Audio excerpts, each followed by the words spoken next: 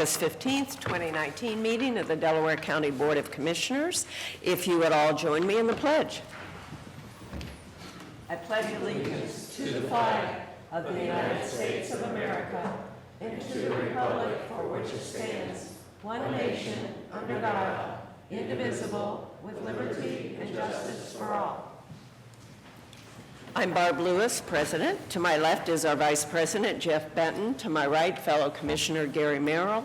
Our Administrator is Mike Fromer, and our Clerk, Sarah DeNovo. We can begin. Resolution number 19-785, in the matter of approving the electronic record of proceedings from regular meeting held August 12, 2019. So moved. Second. Discussion vote. Vote on motion 19-785. Mr. Merrill? Aye. Mrs. Lewis? Aye. Mr. Benton? Aye. We have no public comment this morning. Resolution number 19-786, in the matter of approving purchase orders, then and now certificates and payments of warrants in batch number CMA PR 0814. So moved. Second. Discussion vote. Vote on motion 19-786. Mrs. Lewis? Aye. Mr. Merrill? Aye. Mr. Benton? Aye. Resolution number 19-787, in the matter of approving travel expense requests. So moved. Second. Discussion vote. Vote on motion 19-787. Mr. Benton? Aye. Mr. Merrill? Aye. Mrs. Lewis? Aye. Resolution number 19-788, in the matter of approving amendment number 2 to agreement for 2016 local agricultural easement purchase program, cooperative agreement between the Ohio Department of Agriculture and Delaware County Commissioners. So moved. Second. Discussion. Morning, Scott Stevens, Administrator at the Delaware Soil and Water Conservation District. Hopefully this second of the amendment of the agreement will be the final. This is the last piece of paper to get to the closing on the final of the 2016 agreement. So hopefully within the next couple of weeks we can get a closing set up and we'll move on. And there's actually been some action on the 2017 and 2018. ODA's apparently added some staff, so hopefully we'll not have to do routine amendments for those subsequent years here. So it looks like we're picking up the pace at this point. Great. So no changes from what we were No, expecting just, with the it's 16. just purely a matter of the state biennium rolling over and an agreement to go along with that, so carrying those funds forward. Vote. So everything is we've talked about. Absolutely. Very well. Vote on motion 19-788. Mr. Merrill? Aye. Mr. Benton? Aye. Mrs. Lewis? Aye. Resolution Thank number 19-789, in the matter of adopting a background check policy for the Delaware County Department of Job and Family Services and the Delaware County Child Support Enforcement Agency. So moved. Second. Discussion. Good morning, Commissioners. Bob Anderson, Director of Job and Family Services. And Sue Sowers, Assistant Director of Child Support. So what we have is a policy for background checks for employees, final candidates, contractors that would have access to tax information. This is required policy to implement prior to September 3rd. Okay. Vote. Vote on motion 19-789. Mrs. Lewis? Aye. Mr. Benton? Aye. Mr. Merrill? Aye. Resolution number 19-790, in the matter of approving the Child Placement Services contract and First Amendment between the Delaware County Board of Commissioners, the Delaware County Department of Job and Family Services, and child placement provider Cornell Abraxas Group Incorporated. So moved. Second. Discussion. This is just establishing a contract for prospective placements. We do not have youth that we're going to be placing with Abraxas at this time, but this is just setting it up in case of an emergency. Okay. Vote. Vote on motion 19-790. Mr. Benton? Aye. Mr. Merrill? Aye. Mrs. Lewis? Aye. Resolution number 19-791, in the matter of approving a transfer of funds for the Job and Family Services Department. So moved. Second. Discussion. And this is reimbursing our Children's Services Fund from our Income Maintenance Fund. In the spring, we were allocated funds from the state of Ohio for kinship caregiver for daycare. And the way that they established the finances, we were paying it actually out of one of our allocations and funds, and then we have to reimburse quarterly. Okay. Vote. Vote on motion 19-791. Mr. Merrill? Aye. Mrs. Lewis? Aye. Mr. Benton? Aye. Thank you. Thank you. Item number 9 has been pulled. That brings us to page 616. Resolution number 19-792, in the matter of approving the sanitary subdividers agreement for Grace's Place. So moved. Second. Discussion. Morning, Commissioners. Tiffany Mag, Director of Environmental Services. This is a standard sewer subdividers agreement. This is a 14-unit condo subdivision. It's located on South Olds 3C Highway, just north of State Route 3. Okay. Vote. Vote on motion 19-792. Mr. Merrill? Aye. Mrs. Lewis? Aye. Mr. Benton? Aye. Resolution number 19-793, in the matter of approving the sanitary sewer improvement plans for North Farms, Section 9. So moved. Second. Discussion. These plans have met all of our requirements at the sewer district. North Farms, Section 9, contains 24 lots located on North Road, just north of Lewis Center Road. Okay, vote. Vote on motion 19-793. Mrs. Lewis? Aye. Mr. Merrill? Aye. Mr. Benton? Aye. Thanks. And since our hearing cannot start till 10 o'clock, we'll move on to administrative reports. Okay. Good morning, Commissioners. We had a pre-hospital care board meeting yesterday afternoon, and I also yesterday attended a presentation for the US 23 corridor study by Delaware Now. They're getting very close to recommendations and actions, so I would anticipate something here in the next probably month or so. They're going to come and talk with you guys about their findings and everything like that, so. Great. I think it won't be a surprise, the typical things on, infrastructure, zoning, and incentives, so. But I think the study's been a really good, process, so. Okay. Okay, Thank you. that's it. Commissioner Benton. Just a couple things. We've got the Career Center ribbon cutting this afternoon for their expansion. I think it was in the range of $40 million that they spent on their new campus, and it looks great, and it's already busy, and classes are starting. If they haven't started already, they're starting very soon. But very, very nice event. Very nice for the area to have a vibrant new campus for the Career Center, because they have a lot of important programs for workforce, to help the economy and so on. So great to see them have this celebration, because they've worked hard and invested a lot of money in this. Central Iowa Youth Center is this afternoon, board meeting, and then we've got the benefit in the barn this Saturday. So that's the Central Iowa Symphony, and that's always a lot of fun. It is. It is. Well attended. Great. So Amen. that's all I got. Commissioner Merrill. I have a few things. You didn't mention land bank. It's true. So generally, I wanted to leave something for you. well, that was nice of you. We had a land bank meeting yesterday, so we're moving along and making progress, and I think we'll be further down the road at our next meetings. We'll be able to get some things done. We'll start seeing some results. I attended Brown Township meeting this week as I try to get around to the townships. I've always found those very informative, very helpful, and the trustees in our county do terrific work, and they work very hard, and so I just want to throw out a kudo to not only Brown, but all the trustees, and obviously specifically Brown. Career Center, I think the ribbon cutting is at 3 o'clock today. Right. It's what's on my calendar, and then I think there's a grand opening tours at 5 o'clock. Yeah. From what I had. I've not been inside the facility yet. I'm looking forward to it. But because of this, we'll be starting the work on ours, Right. campus, North Campus, the next few, I think we take possession end of the month. I'm not sure what date, but towards the end of the month.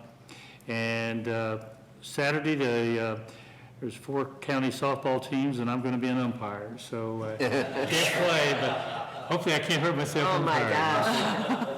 I think that's possible. And regarding the softball, Director Mag reached out to me this week about the regional sewer district team, but it was to recruit my wife to play, and she never mentioned me playing. So I can be your assistant umpire, Gary. So you'll be there. Yeah. And one other thing real quickly, I had an opportunity to talk to Carl at Board of Elections yesterday on an unrelated issue, and she says they're again having issues with power surges up there, and we don't want to go through that upcoming election. So I said I'm going to mention that to you and just ask that we make sure that whatever those issues get resolved. So that's all I have.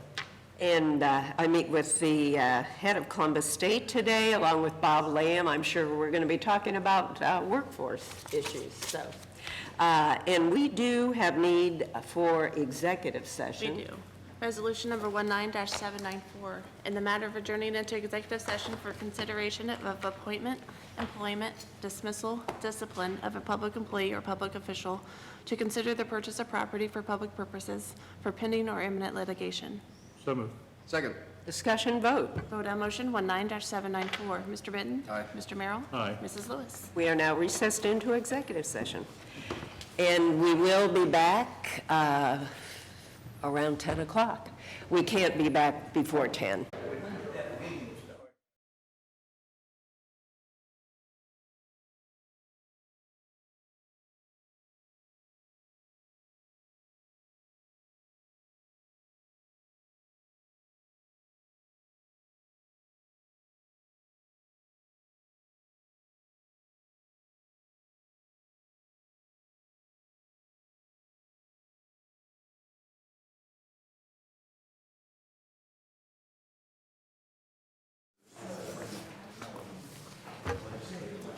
Resolution number 19-795, in the matter of adjourning out of executive session. So moved. Second? Discussion vote. Vote on motion 19-795. Mr. Merrill? Aye. Mr. Benton? Aye. Mrs. Lewis? Aye. We will now start our hearing for the LADA number 3. Resolution number 19-796, public hearing for consideration of the LADA number 3 watershed drainage improvement petition. So moved. Second? Discussion vote. Vote on motion 19-796. Mr. Benton? Aye. Mr. Merrill? Aye. Mrs. Lewis? Aye. Resolution number 19-797, in the matter of approving for a specific occurrence a suspension of Rule 3 speaker registration, Rule 4 limitations, and Rule 7 comment procedure before the rules governing the public comment before the Board of County Commissioners of Delaware County, Ohio. So moved. Second. Discussion vote. Vote on motion 19-797. Mr. Merrill? Aye. Mr. Benton? Aye. Mrs. Lewis? Aye. And we'd like to welcome everyone this morning to the hearing for the consideration of the LADA 3, number 3 watershed drainage improvement petition. And there's a sign-in sheet circulating if everybody would sign that. And we ask that you do sign in. I'll just go over a little bit as to what's going to happen today. You'll hear a report from the county engineer and Soil and Water Conservation District. We can ask questions then after that report is given. And then we're going to hear from all of those in favor of the petition. And when that's finished, we're going to hear from all those opposed to the petition. And before you give your testimony, I will ask everyone to take an oath. And then after we have both sides heard, we'll continue back and forth. And if no information comes up or additional people wish to speak, then the board may also have questions. And after listening to the testimony and the report of the engineer, the board will decide whether to grant the prayer of the petition or to dismiss the petition.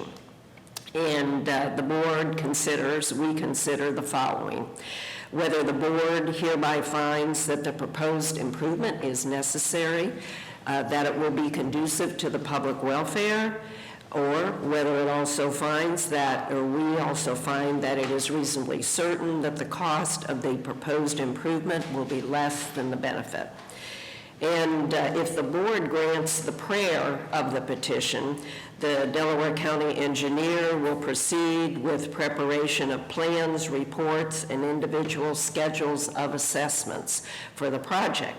When the plans are complete, a final hearing will be set. Notification of the hearing will be given to landowners, and the board will consider the project at that point.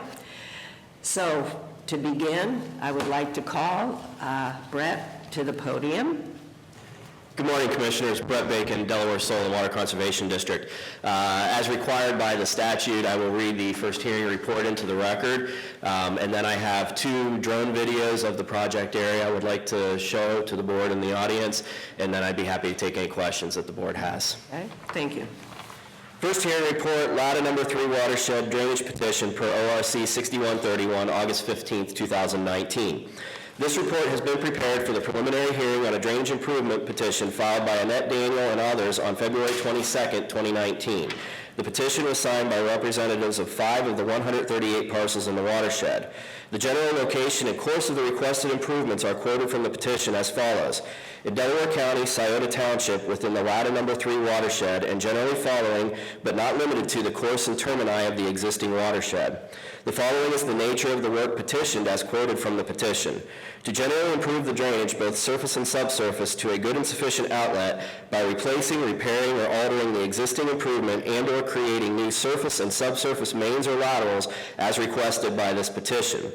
The petition was amended based on a request by Michelle and Zach Miller, 2600 Burnt Pond Road, parcel number 4002-0001-141005, filed on May 3rd, 2019, and accepted by the Commissioners on May 13th, 2019, to join the petition for the LATA No. 3 watershed drainage improvement.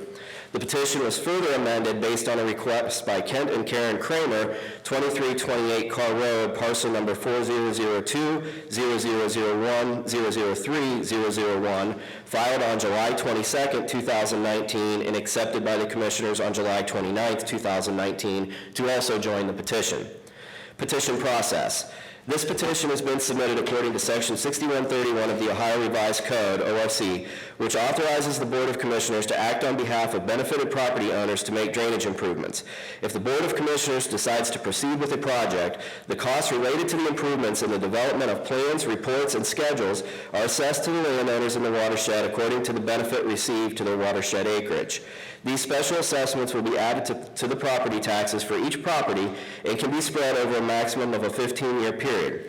Property owners may also choose to pay their assessment in a lump sum payment prior to the placement on their property taxes. Additionally, the improvements will be placed on the Delaware County Drainage Maintenance Program in perpetuity per ORC Section 6137, and the annual maintenance assessment will appear on property tax statements as a special assessment in the same manner as the construction assessments.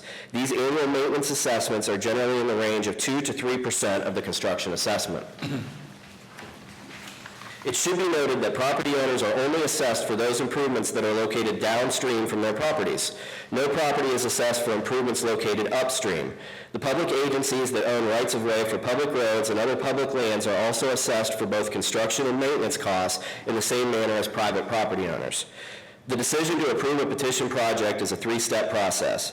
First, a viewing of the proposed improvement is conducted for the Commissioners to familiarize themselves with the watershed and general conditions.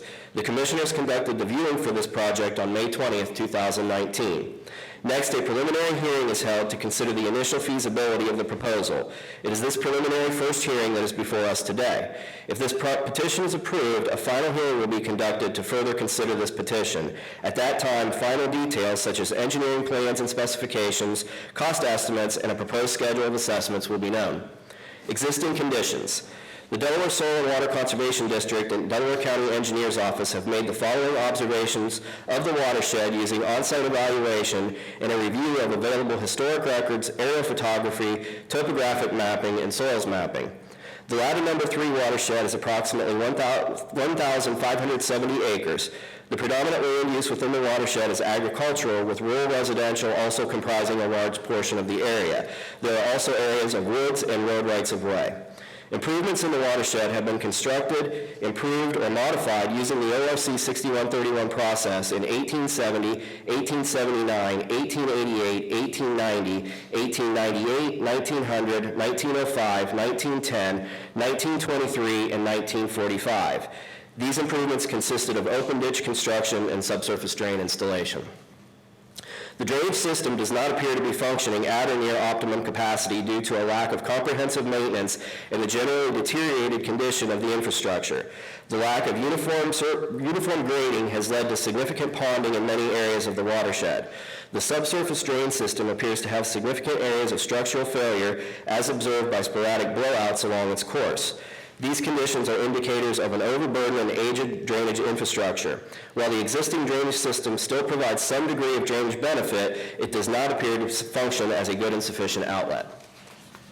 Estimate of cost factors favorable, unfavorable, benefit versus cost.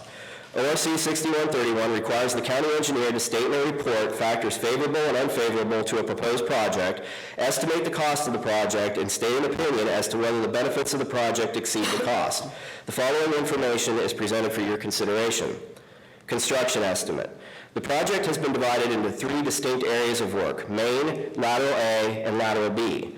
The main portion is the open channel beginning at the intersection of the ladder number 3 and Newhouse number 147 drainage systems near the Brindle Road to Good Road intersection and extending approximately 15,200 feet upstream to the junction of the ladder number 3 and Kirkland number 111 lateral. The primary items of work include log jam removal, open channel restoration, surface drain shaping and grading, the construction of a grade stabilization structure, clearing and snagging, subsurface drain installation, and seeding and mulching of disturbed areas. Lateral A would begin at the junction of the ladder number 3 and Kirkland number 111 lateral and extend approximately 2,500 feet upstream to Burt Pond Road and then across Burt Pond Road into the rural residential lots inclusive of the Swinehart number 250 to address the request of the original signatories to the petition. The primary items of work would include surface drain shaping and grading, subsurface drain installation, clearing and snagging, the installation of private drive culverts, and seeding and mulching of disturbed areas. Additionally, the road culvert under Burnt Pond Road would be evaluated as part of this project. Any work necessary within the road right-of-way would be direct assessed to Delaware County and would not be assessed to the landowners. Lateral B would begin at the junction of the ladder number 3 and Kirkland number 111 lateral and would extend approximately 2,700 feet upstream to Burnt Pond Road to address the request of the Miller Amendment. The primary items of work would include surface drain shaping and grading, subsurface drain installation, and seeding and mulching of disturbed areas. Additionally, the road culvert under Burnt Pond Road would be evaluated as part of this project. Any work necessary within the road right-of-way would be direct assessed to Delaware County and will not be assessed to the landowners. Main, construction, $138,725. Drainage maintenance, ORC 6137, first year startup, 5% of the construction estimate, $6,936.25. Project administration, survey and engineering, 15% of the construction estimate, $20,808.75. Total estimate main, $166,470. Lateral A, construction, $188,962.50. Drainage maintenance, ORC 6137, first year startup, 5% of the construction estimate, $9,448.12. Project administration, survey and engineering, 15% of the construction estimate, $28,344.37. Total estimate lateral A, $226,744.99. Lateral B, construction, $49,250. Drainage maintenance, ORC 6137, first year startup, 5% of the construction estimate, $2,462.50. Project administration, survey and engineering, 15% of construction estimate, $7,387.50. Total estimate lateral B, $59,100. Total project estimate of all parts, $452,314.99. Notes. It is important to understand that the above estimates are preliminary and made in the absence of a current detailed topographic survey of the project area. Should the project fail to be approved at the final hearing, the benefiting landowners, as defined by ORC 6131, may still be responsible for the cost of project administration, survey, and engineering design. Assessments. If the project moves forward to the second hearing, the Ohio Revised Code instructs the county engineer to calculate the assessments to individual property owners based on the benefits received from the improvements for the various properties in the watershed. ORC 6131 states that, quote, uplands that have been removed from their natural state by deforestation, cultivation, artificial drainage, urban development, or other man-made causes shall be considered as benefited by an improvement required to dispose of the accelerated flow of water from the uplands. Benefits are further defined by the ORC as, quote, elimination or reduction of damage from flood, removal of water conditions that jeopardize public health, safety, or welfare, and increased value of land resulting from the improvement. Individual parcel assessments are not calculated for the preliminary hearing and are only calculated if the petition moves forward to a second or final hearing. Factors favorable, unfavorable. Factors favorable to the improvement.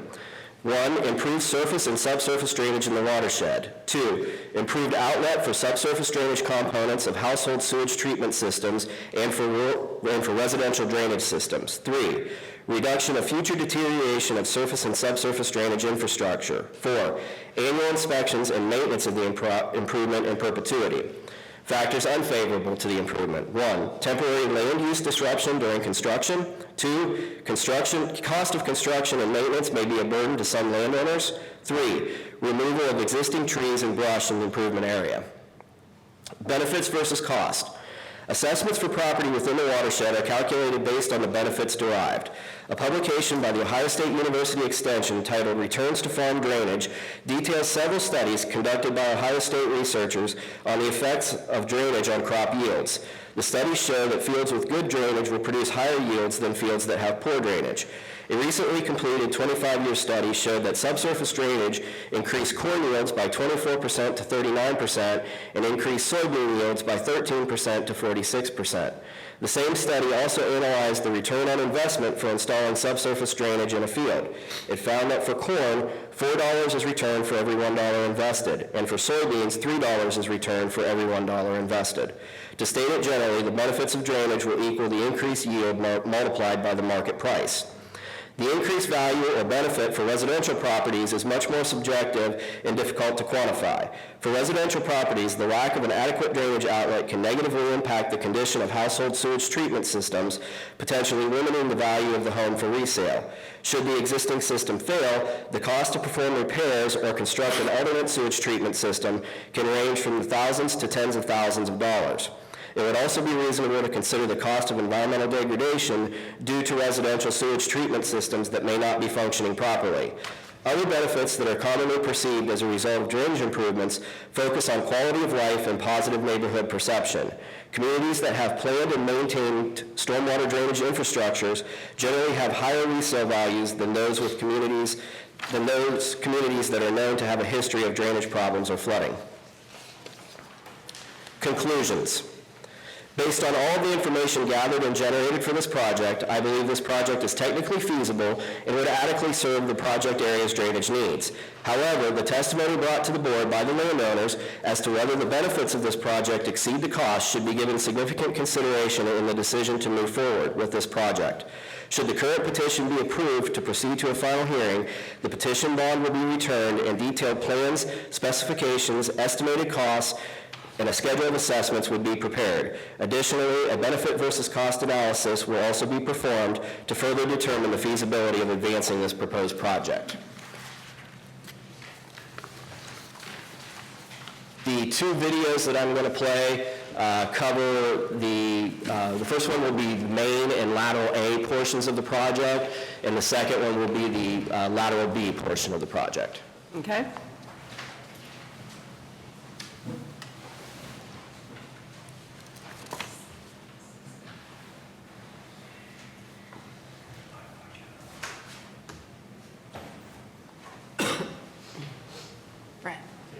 Brett, can you turn the projector on? Oh, that would help, wouldn't it? Sorry.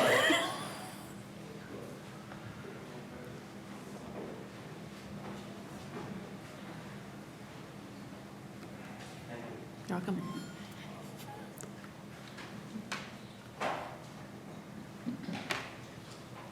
Takes a minute to get it on.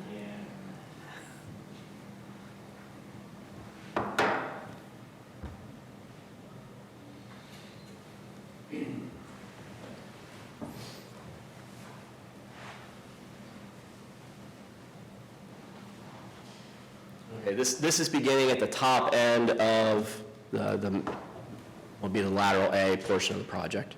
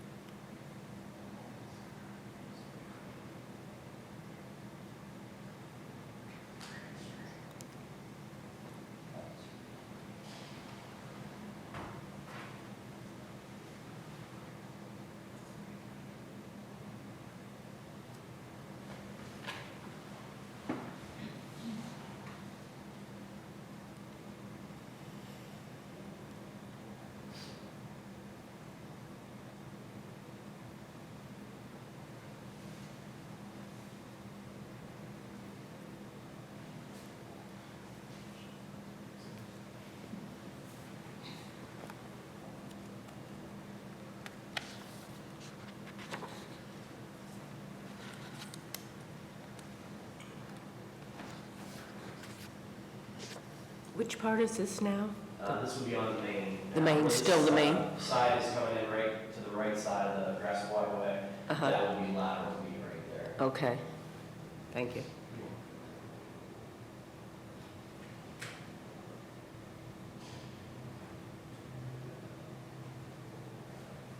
And right here at this fence row is where it transitions from grass waterway and tile to open channel. Okay.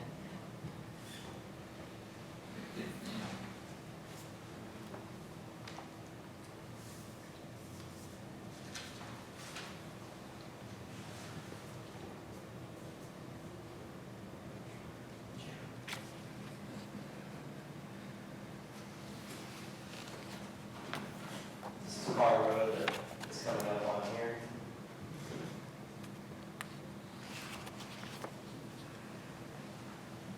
And the open channel obviously continues on for a significant distance downstream. We didn't video that. It looks generally the same in nature as what you're seeing here.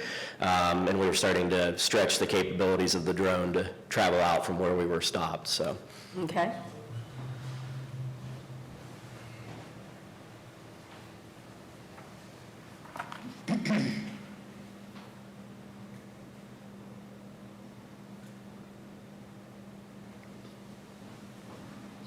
And this is starting at the top of lateral B. The house to the left there is the Miller residence that requested the amendment to the petition. What road is that, Brett? That's Burnt Pond Road. Okay. That would be to the south of the original signatories of the petition.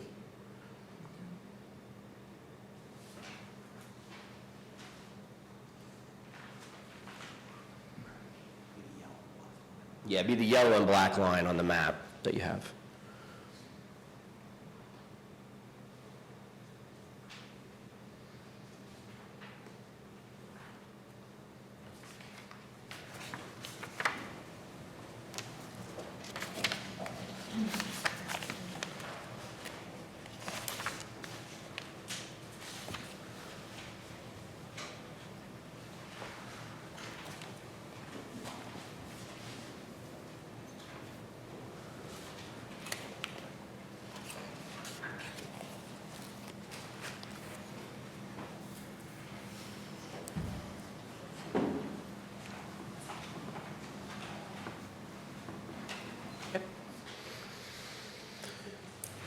Okay. Be happy to answer any questions the board may have. Any questions from the board before we hear testimony? Yeah, a couple questions I got for you, Brett.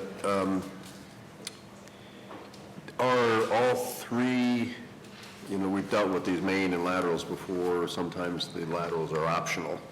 Is that the case in this, where all three have to be done, or can one or two of them be done separately? Both laterals would be dependent on the main. The laterals would be independent of each other. So I guess the decision tree would be, you could approve the main, you could approve one of the laterals and the main, you can approve the other lateral and the main, but you can't approve either lateral without approving the main. Okay, that's helpful. Yeah, what's the acreage of farmland in this? You said most of it is. I did not do, because of the size of the watershed, I did not get into that depth of analysis. Okay.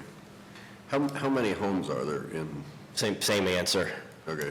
Looks like you got 100 There's 150, what did I say in the report, 143 parcels.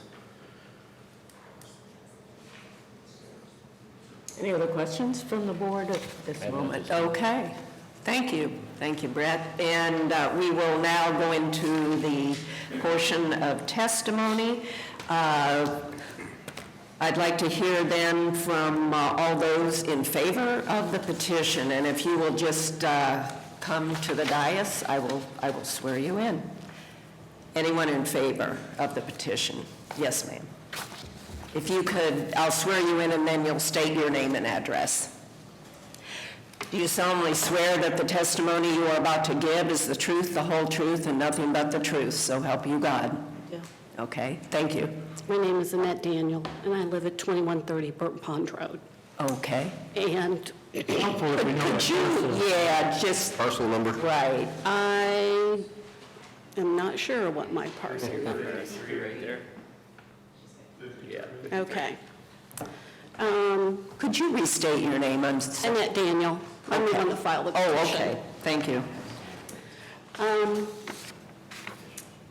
We purchased the land in hopes to build our dream home, and within the first year that we were there, my front yard is nothing but water, and couldn't get out of my driveway a couple different times to go to work.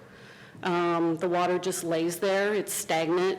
In my opinion, that's mosquitoes, unhealthy. We have children in the area. Who's going to fall in a ditch and drown, you know? It's just very disheartening that this has happened to this whole area. So I filed the petition in order to try to get something done. I've tried private people. I hired someone, and I got ripped off by $10,000. He said he would do it and never showed up. I'm now working with the Ohio Attorney General's office to get my money back. So this was kind of my last-ditch effort, and I'm sorry if I upset anybody, but this is what I felt I needed to do. Okay, all right. I got a question. How long have you, Oh, Annette, how long have you lived there? 2 years now. Years.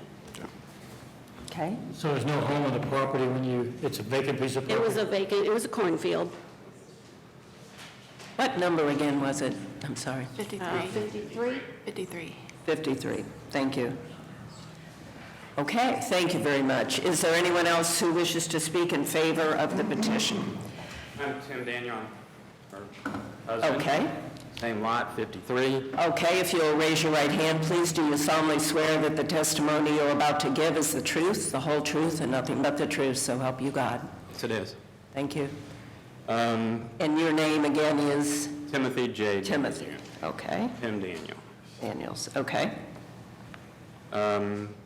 We purchased the lot. It was fairly dry when we looked at it. I mean, there was a couple places where they were laying water. We ended up buying our home. We built it. We put everything in. We get moved in out there, and then it floods. I mean, it comes up to our house 2 or 3 times a year, almost up to the house, and we're on 5.3 acres of land. My concern is you've got a lot of houses out there that if this happens and it keeps on raining, you could have flooded houses, and you could spend much more money than what this petition's projected to cost. If you look at this and you can deduct the amount on your taxes of $17 a month over 15 years, that's the average payout of cost. If you got charged $3,180, I think is what it figured out with 143 homes. So it's $17 a month to fix a water issue for 15 years. So I think it's a good petition, and it solves the water problem, and it solves a lot of issues out there with all the homeowners and everything else that's going on out there. I mean, there's going to be more homes built out there. In my opinion, the farmland's going to sell, and there'll be all new kind of constructions going in, and it's just a better way to prepare for that coming in the future. Okay, any questions for Mr. Daniels? Okay, thank you, sir. Anyone else to speak in favor of the petition? Okay, we'll give anybody else a chance here. Anyone who wishes to speak in opposition to the petition?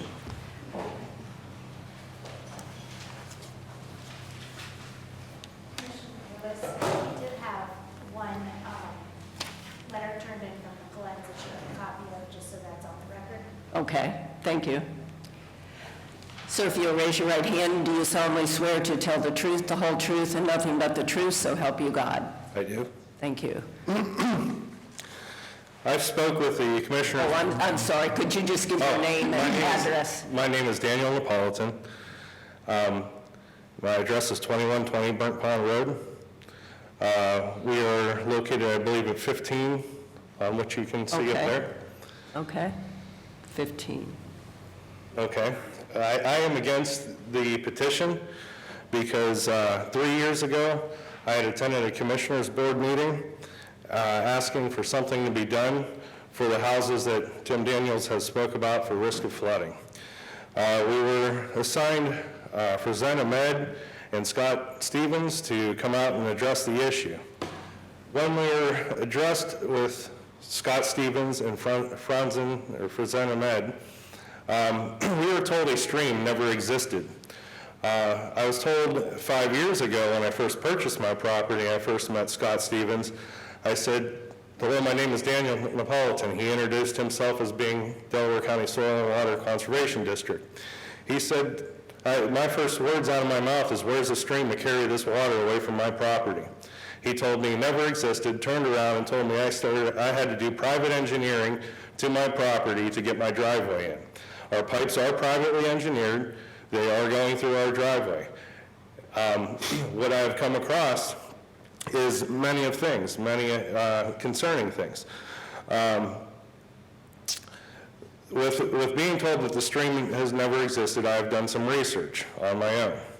And the research on my own has come up with maps that shows streams have existed through the culvert on Burnt Pond Road. And it's being called a culvert, but I think there might be confusion because when I drive up the road, I see bridge signs on the sides of the road.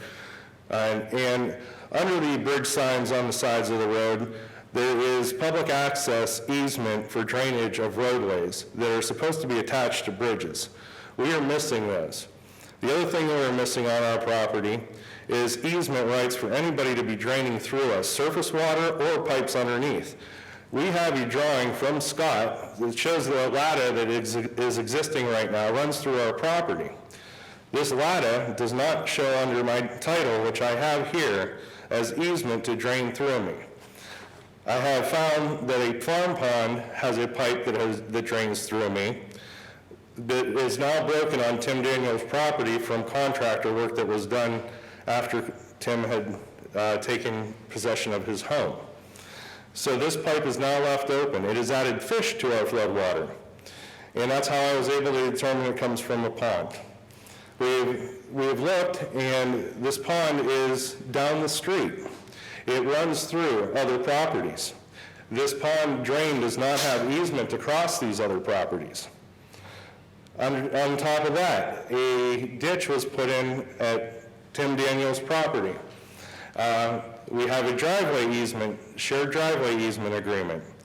A pipe was put through that shared driveway approach and spilled onto my property because under this, it shows that I own to the center of the road under my property. So before it enters under the culvert, this spills onto my property. There isn't an easement for that, okay? All the issues that are over on Burnt Pond Road, easements are supposed to convey with property deeds. There are no easements on my deed for any kind of person, for any person to be draining to me. So we have to look at the bridge, and we have to look at the public access and the right to drainage on this public access under ODOT to see if anything was put in years ago that has been stopped up, blocked up, or diverted to a situation that we're in right now of causing flooding. In this packet, we were told, and you attended the meeting also, that these pipes are from 1878. I looked down in this drain, which is on my property, okay, with no easement, and found that there is plastic within that clay pipe. Unless they were before their time in 1878 to make plastic, I don't believe this information that was given to us at the meeting on the bridge was true. Here are the pictures, and I can pass them around to you.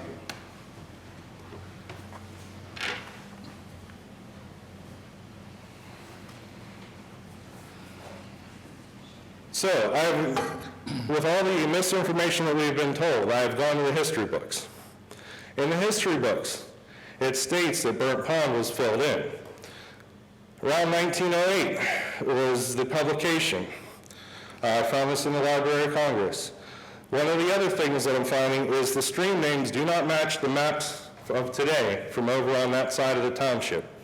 The stream names are posted and wrote down within these history books as what they were as Boats Creek, Smith's Run, Arthur's Run, Little Mill Creek. In 1925, I had found that the stream names changed and one was added to the map. Dry Run in 1925 now appears on the map.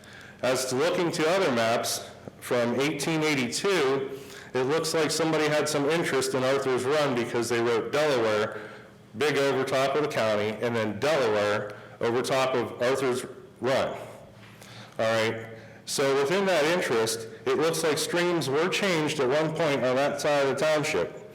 They were renamed, and I had contacted the USGS. I have an email that states that I asked them, when was this stream name changed from Arthur's Run to Moore's Run? They told me that they have it in their database as 1979. But for some reason, I have a 1925 map published in 1940 after Prohibition that shows that it was named Dry Run in 1925. So the USGS's information is inaccurate. But I would like to start off with the history. So here are pictures from the Library of Congress where you can get the information, how the Scioto River and everything was first named and everything, and then how the streams and who were involved in filling in ponds. Here's the 1882 map that I spoke about with Delaware wrote large over top of the county, and Delaware wrote small over top of Arthur's Run.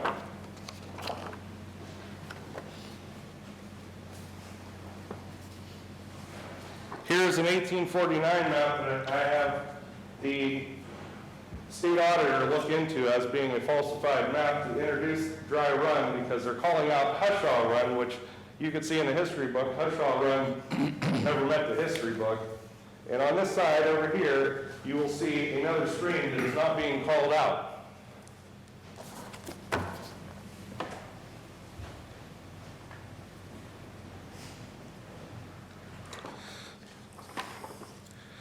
On the 1925 map, you will see that Arthur's Run no longer runs across Scioto Township. You will see Dry Run runs from the north to the south into what used to be called Little Mill Creek is now called Blues Creek. The name has changed from Arthur's Run to Moore's Run.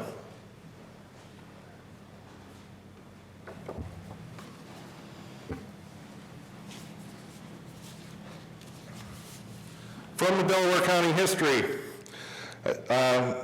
Society, Historical Society, I had gone down and I had looked at their maps. This is a map from the Historical Society showing Burnt Pond, Arthur's Run, and all the streams named as to what the history books state.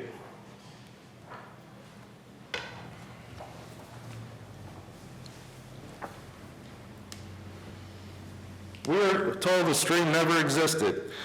Under the floodwaters that we received because of all the disruption of what the actual natural streams were, this stream has showed up again. I have two different pictures. One has a pile of dirt in the center of the stream, and another one has before the digging was done across the street from Burnt Ponds Bridge.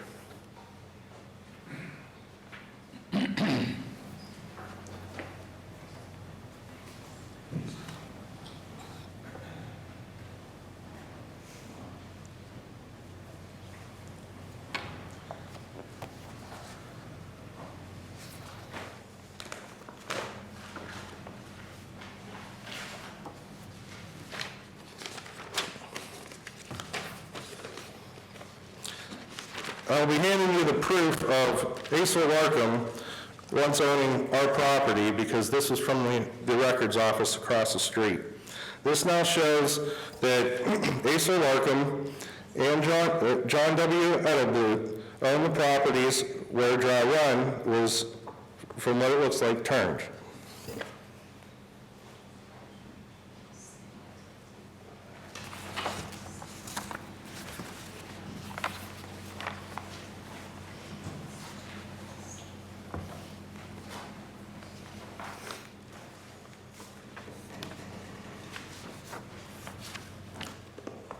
Within this book that I will give you, it'll show everything of how there should be a stream across the street, there isn't a stream across the street. I was told that under agricultural law, this is allowed to be piped. We have electrical transformers there's pictures of them sitting in the floodwater. We have the risk to life across the street. I do not see soybean and corn as their lives being more advanced and protected than human life.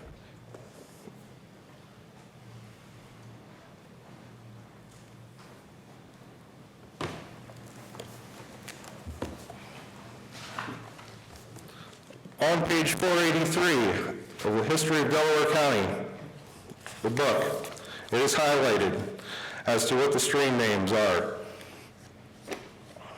throughout Scioto Township. So I have given you 1908 history, and I have given you the 1880 history.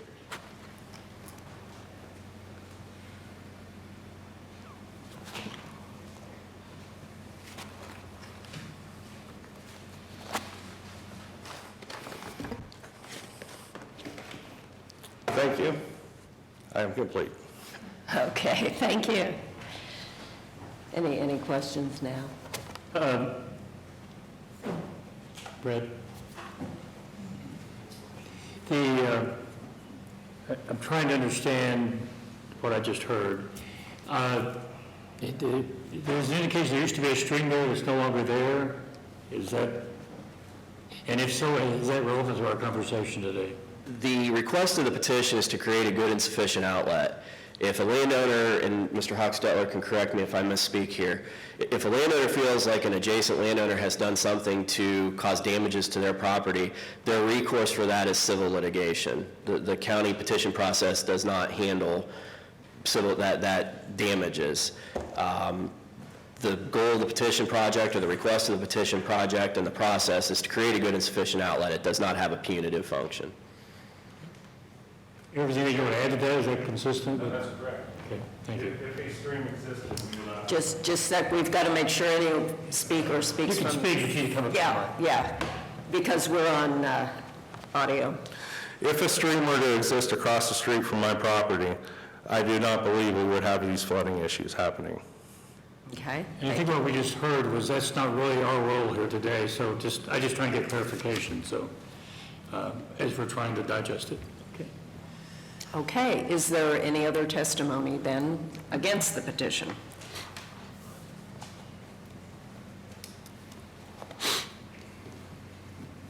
Sorry. If you'll raise your right hand, please do solemnly swear that the testimony you're about to give is the truth, the whole truth, and nothing but the truth, so help you God. Yes. Okay, if you'll tell us your name and address. Duraco. And my property is 50, Okay. pretty sure. Yeah. So I was And could you state your name again? Anthony Duraco, Okay, and your address. 2222 Burnt Pond Road, Ostrander, Ohio. Okay, thank you. I've been in my property for over 15 years. I was the first one to build on this property. I know of the flooding that was going to the north of me, and everything was going. I called Soil and Water to come out, told that the water needs to follow its course. So we did that. House was built behind me. They altered the course of the water. I was told all the water needs to go to the bridge. And I was told from a county, somebody in the county, if there's a bridge there, is it put there for mice and rats to run under? This is from somebody out of your county. Now, they built more houses, water. Now, you can't have talk to my neighbor. When I built my house, it would rain for 2 or 3 days. I had trees all the way around my property. I had to go water after it rained because my property was so dry. Now my yard floods almost to the back of my house. And I'm done with the lies of the water. I'm done with everybody lying. That field did not have corn in it. It had weeds and grass. I was the first one there. We used to four-wheel it. My kids even know where the water's laid. The sad part about it is people are coming in, and I'm done calling Soil and Water. I was told the water goes to the bridge. I was told by Soil and Water the water needs to go to the road ditch. Why are there so many frickin' lies in this county? The other thing I got, it's not just in Beanhall Road, it's all of Delaware County. We have property in Delaware County somewhere else, and the lies are going on over there.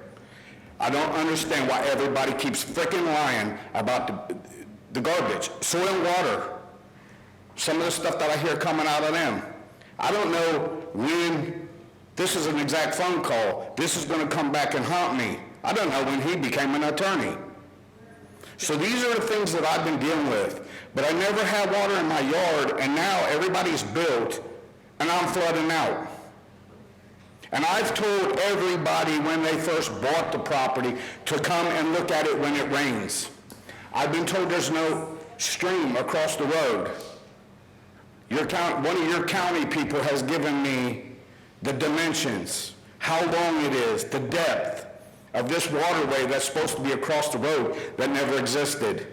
So how does a county person tell me and send me dimensions of a waterway that never existed? It doesn't make sense, does it? Your soil and water says it never existed. Somebody in the county sent me the exact dimensions and everything of this, where the water's supposed to go. And the same thing, they told me, do mice and rats run under this bridge? So if this waterway's open, we're not going to have problems. People have said they would give us some relief on that. Hasn't been done. So, you know, the lies, and the other thing is, I put a Grizzly wintergreen empty can on the north side of, that'd be, Dusty's driveway. Be what? B16. When it was raining, I watched this Grizzly can go all the way up to the bridge, made a turn, and this ditch that was put in Mr. Daniel's driveway to the left, this Grizzly can came all the way up and went back down down his ditch. First off, he hired someone to do that ditch. Okay? It didn't go through. But as I know, I was in business. If I hired someone to do the ditch, do work for me, I was responsible for what they did. He needs to take the responsibility to fill that back in, let the water go where it goes, instead of working down to the blue house. Second of all, what I do for a living, I've already involved Children's Services. There's kids on this property. One of them gets hurt by this water or dies, there will be lawsuits flying. There is no reason for this water to be flooding everybody out because of lies. Okay, I'm done with the lies. So what do you want people to do? Let me ask you. Quit lying and tell the truth is what I want, because Scott Stevens has told me 5 different things of where this water's supposed to go. Jack Edelblut said something never existed. And then years later, it exists. It did exist. We know from the history it got who filled it in. So why don't these people take the initiative, open it back up, that own the property, and let it go? Instead of coming in and adding thousands, I don't want my taxes raised because this guy or that guy did something crazy or lied to me. So stop the lies. That's all I expect, is stop the lies. I mean, if everyone wants to start lying, I'll start lying and I'll push all the water where it should go. It's just... Where do you think it should go? The water should go to the bridge. I've been told it goes to the bridge. It needs to go to the bridge, go across Edelblut's property where it once went, by the dimension I was given by the county. Then it goes through the other field, by your drawings. So you're basically going to take and reopen up something that was there. There should be a group. So that's the biggest problem. Everybody says, oh, it never existed, it never existed. Well, why would I lie about it? I got dimensions from the county, says it was there. So who's lying? And these are county officials that are lying. They're under oath and they're lying. And we are going to be taxed because of lies? That's bullcrap. That'd be like me telling you I'm going to charge you money to do something, and then I'm going to lie to you and tell you do this and do that. So if they want to know what went on with this property before anybody built, you even had officials that do construction for you guys, that rerouted the water. And I was told to shut my mouth. I was called by the realtors to shut my mouth. Because I told everybody, when they came up there, I go, you need to come up here when it rains and really see what you're getting yourself into. But I was told to shut up. These people, my neighbors were told, it never floods. It's a pool of water here, a pool of water there. When was this? What year? Do you know? Roughly? You're going back 15 years, 16 years. So you have, Georgia Hart has lied to everybody. You know, and it's the thing is, I had to water my trees that have all died because of this water problem. And now I'm flooding out my own, what's going on there? I'm being flooded out. People have taken initiative to do whatever they're told. And at this point in time, there's a ditch that goes from Mr. Daniels' front yard down to his house. I want to know who gave him the authority to put that in. Because when I find out, I'll turn that over to an attorney. Because that is crazy. That water comes up, goes down, and floods out all of our neighbors. They all have kids. These kids can't even come out in their front yard because the property's flooded. What do you think is the cause of that flood? That bridge, and that going across. When you say that bridge. The bridge that's on Burnt Pond, there's a bridge. Okay. All right, any questions right now? I'm trying to understand, and if you bring your voice down, we're here to help, we're not here to be, okay, so please, okay? Your contention, I'm trying to summarize what I think I've heard, is there is a water issue in the area. Right. Your concern is that work that's been done by developers, construction, county, whoever, in the past has created a problem by what has been done previously. To my yard. I'm sorry? To my yard. I never took on water in my yard. And now when it rains, I can't use my backyard at all. It's all water. Scott Stevens has been called out numerous times to look at this problem. And Soil and Water has told me the water goes that way, that way, that way. Which way does it really go? But then when I talk to somebody in the county, they're giving me exact dimensions, drawings of where this water's supposed to go. That's been there, that's not there anymore. Okay. Why am I flooding and you're going to raise my taxes? So let me ask this question. Do you want to get the water off your property? Well, first off, I want the water off my property. I don't want to raise my taxes, and people need to quit lying about where the water. You guys want to propose a $500,000 project. It would take 760 feet of dirt to be moved, and there's no issue anymore. But I was told by a farmer that he was going to adjust that so that water will, he hasn't done anything. 760 feet of dirt has to be moved for that water to go through, and you don't need a ditch petition. None of these people should have their taxes raised for 760 feet of water. I'm going to ask Soil and Water to clarify a little bit to what you've heard here. Can you add any clarity to this stream that he's talking about, moving the dirt that he's talking about? Scott Stevens. Yeah, you can sit down, thank you. Scott Stevens, Administrator at the Delaware Soil and Water Conservation District. There's a long history of drainage improvements, both through the petition process. The report had the list. I think it began in 1870, various years through 1945. The drainage has been improved. It's not in good repair at this point. This is the opportunity for the landowners to seek those improvements. And the history is interesting. There's been work done there in the past, all the way through the petition process or work done privately, which is completely acceptable. There's no permit process that would exist for those landowners to make their individual improvements. Back to Brett's point and to Eric, agreeing with that, if there's been something done specifically by a landowner that another landowner feels damaged by, then there's another venue for that. It's not the petition process.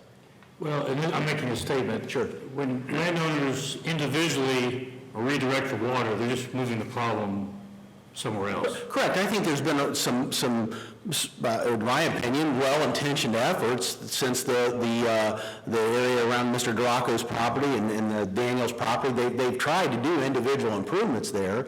They're just not able to do that. The scope of those individual improvements on their property is not sufficient to bring a lasting, meaningful drainage improvement solution to the watershed. That's where the state legislatures afforded the landowners and the commissioners the opportunity to have this process. That is exactly why the petition process exists, in my opinion. I know Mr. Duraco's not in favor of this, so I just want to know why the lights. Well, just Please. one person at a time. would this petition resolve the issues he has on his property, in your opinion? I believe it would, absolutely. That's the engineer's report states as such, that we believe it's feasible to bring meaningful, lasting drainage improvement solutions to the watershed. And moving this dirt to Mr. Duraco, am I pronouncing your name correctly? Duraco? I apologize. Mr. Duraco, moving the dirt that he's talking about, is that an answer, partial answer, or doesn't help? Yeah, part of the grading, I think it would be part of Maine. I think the 760 foot, if I was following, following Mr. Duraco's comments, yes, that would be part of the improvements, and under maybe a local small group project, there may be some degree of relief there, but my opinion would be that just grading 760 feet would not be I'll say that meaningful, lasting solution that the petition process would bring. What about the bridge? That seems to be kind of a focal point, the bridge on Burnt Pond. We will certainly, like any other project, if there's some infrastructure within the road right-of-way that needs to be addressed as part of a plan, assume we would move forward with the planning process. If that structure would need to be altered, it's common practice under the petition process for the county engineer to undertake that work in addition to, or kind of as an aside, or in partnership with the improvements that would be outside the right-of-way. But I guess maybe the question is the bridge currently an impediment to the water getting out of that area to the east of Burnt Pond? Perhaps. I don't know how much larger that structure would become, if at all. I think it's more of a surface grade beneath the culvert or bridge. The structure, they're culverts. It's a clear span culvert. I don't know that it would get significantly larger than it is, but that's something we'd have to look at the design, what our opportunities were to grade downstream, whether that structure was warranted for some replacement or improvement as part of the project. Does today the bridge stop the flow of water? No, water certainly makes it through that structure. So it's not backing up at the bridge? At some point, water's going to find its way through that box or through that structure. In an acceptable time period? No, there's grading work that would need to be downstream, the 760 feet that Mr. Duraco indicated and beyond. Just addressing the bridge would have assume there's something there to address, just addressing that would not make a wholesale change in the drainage situation.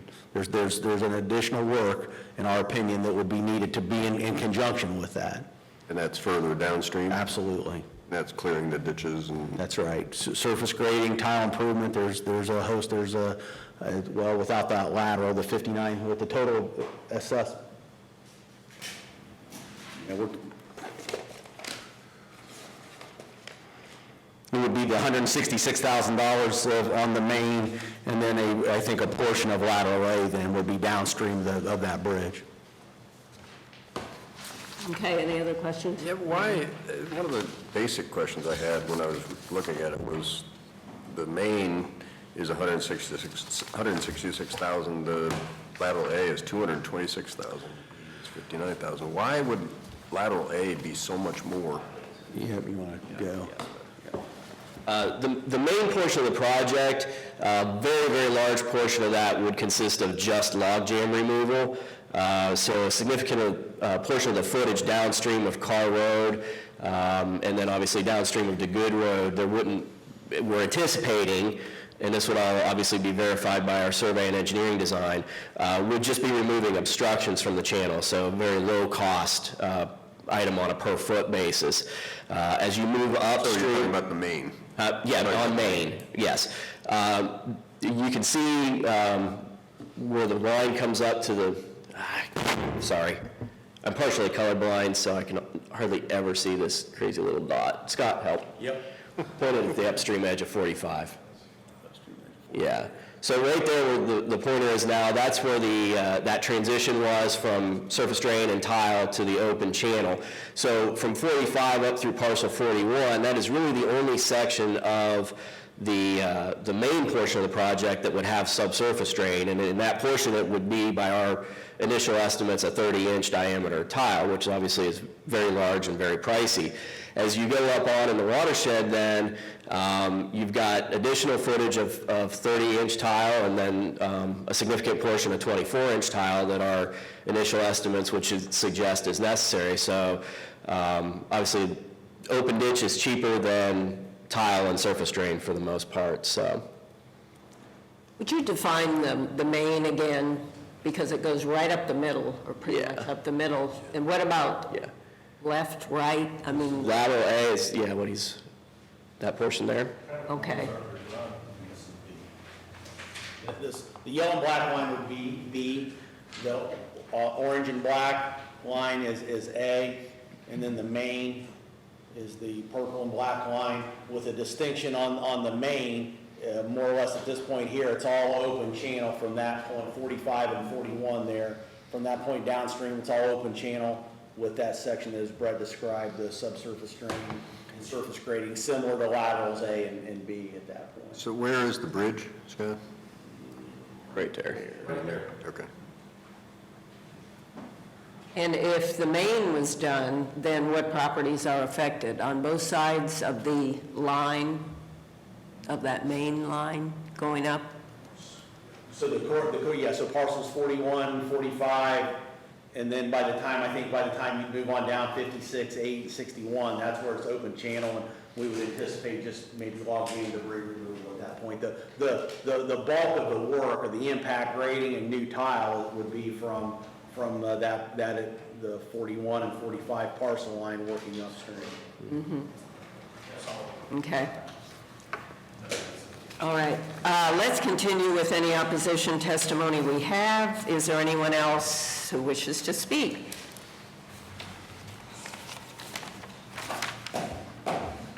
My name is John Samuel Banray. Oh, sir, I'm going to swear you in first. Do you solemnly swear to tell the truth, the whole truth, that the testimony you're about to give is the truth, the whole truth, and nothing but the truth, so help you God? I do. Thank you.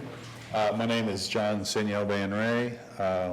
Me and my wife own Lot 54, 2134 Burnt Pond. And I'm not necessarily so much against the petition, but there's just a lot of questions that I have. The north part of lateral A is shown going right across my property at 54, where the 54 number is. I don't have any indication, is this open ditch, is this tile, what size, how deep, because that would, we don't live there right now, we bought this property as investment. And a ditch or tile going across there, there's going to be issues with utilities going back to where the house would be located. If somebody were to build on that property, I live further south on Burnt Pond, but I have questions about that. What's it going to cost me, per month? I don't know if his numbers of 17 something are accurate, or this is information I'd just like to have before Right. I say yay or nay, because I'm sure you guys, you don't just go, okay, yeah, sure, do that, without knowing what the costs are and that kind of thing, and how long it's going to cost you. I know that when we bought our land, it was valued, I want to say,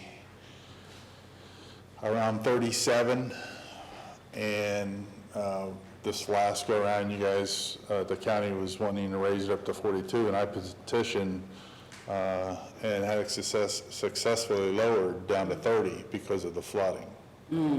Okay. So there's a lot of times, I had to put in a driveway on my own property, and I just got that completed, and I started that this spring. early spring, because I couldn't get in there because So you're having flooding on your property currently? Oh, yeah, oh, yeah. Which number are you, sir? 54. 54. And that, do you have a house now, or you just? No, that's just land? It's just land right now. Okay. But my question is, I mean, you show the ditch or drainage running across there, but I have no idea, you know, is that tile, is that a ditch? Sure. There's no easement. We'll have As Brett. far as I know, I have no easements for drainage across there. I have just easements at the front by the road for electric and water. Okay. Any other questions that you can think of right now? Because Brett can answer some of those already, right now. Okay. Let Brett try to answer them. And then when it runs laterally, is that in the existing open ditch where it runs from where it says 54 to the road? Because the Daniels had some work done, and it was clearly improperly done because it's caused some problems along the property line, but or is it going to cross, because if, depending on where that is, it could cross several other driveways, so. Okay, thank you. We'll have Brett, thank you very much. Yeah, to answer the first question, as far as what the nature of the work would be upstream of Burnt Pond Road, you know, for the purposes of our first hearing estimate, we assume that that would be surface grading and subsurface drain installation, not open channel. But I would caution that the lines shown on this map for the lines of the improvement, that's a general guideline. That's to give us I'll say, get us in the ballpark of where we would believe the improvement would be constructed. It's very, we like to say the first hearing's about generalities. But he did ask the question, is that going to be open or tile? Well, it would be some combination of both. Surface drain, shallow, mowable, crossable surface drain and tile together, because good drainage requires both good surface drainage and subsurface drainage. The actual or the specific line of the improvement, we would not be able to establish that until we would be able to actually go out and do our topographic survey and analysis of the area, and that's something that happens after this first hearing if the board chooses to approve the project. Any, of course, wonders about costs, the answer? Absolutely the same answer. You know, the specifics of what the project would cost on a parcel-by-parcel basis is not established until we get into that. You know, we've developed engineering costs, or developed engineering plans, come up with a cost estimate associated with that, and then we come up with that individual parcel-by-parcel Let me make schedule a statement, assessment. and you can say yes or yes or. I think what we heard by someone, I don't recall who, they took the total cost divided by the number of parcels and came up with that average of $17. It's a function of how much water your property is contributing to the project. Correct. The assessments are not determined by taking the total cost of a project and divided by the number of parcels or the number of acres in the watershed. We use 4 factors in determining the assessments. That would be the acres benefited, the amount of ground that drains into the watershed by each particular parcel, the land use of that parcel, the percentage of the improvement that the parcel uses, and that would speak to the statement from the first hearing report that no parcel is assessed for improvements constructed upstream of their property. And then we do have a remoteness factor. So if a parcel is very, very removed, half mile or more from the actual constructed improvement, those parcels would receive a reduction.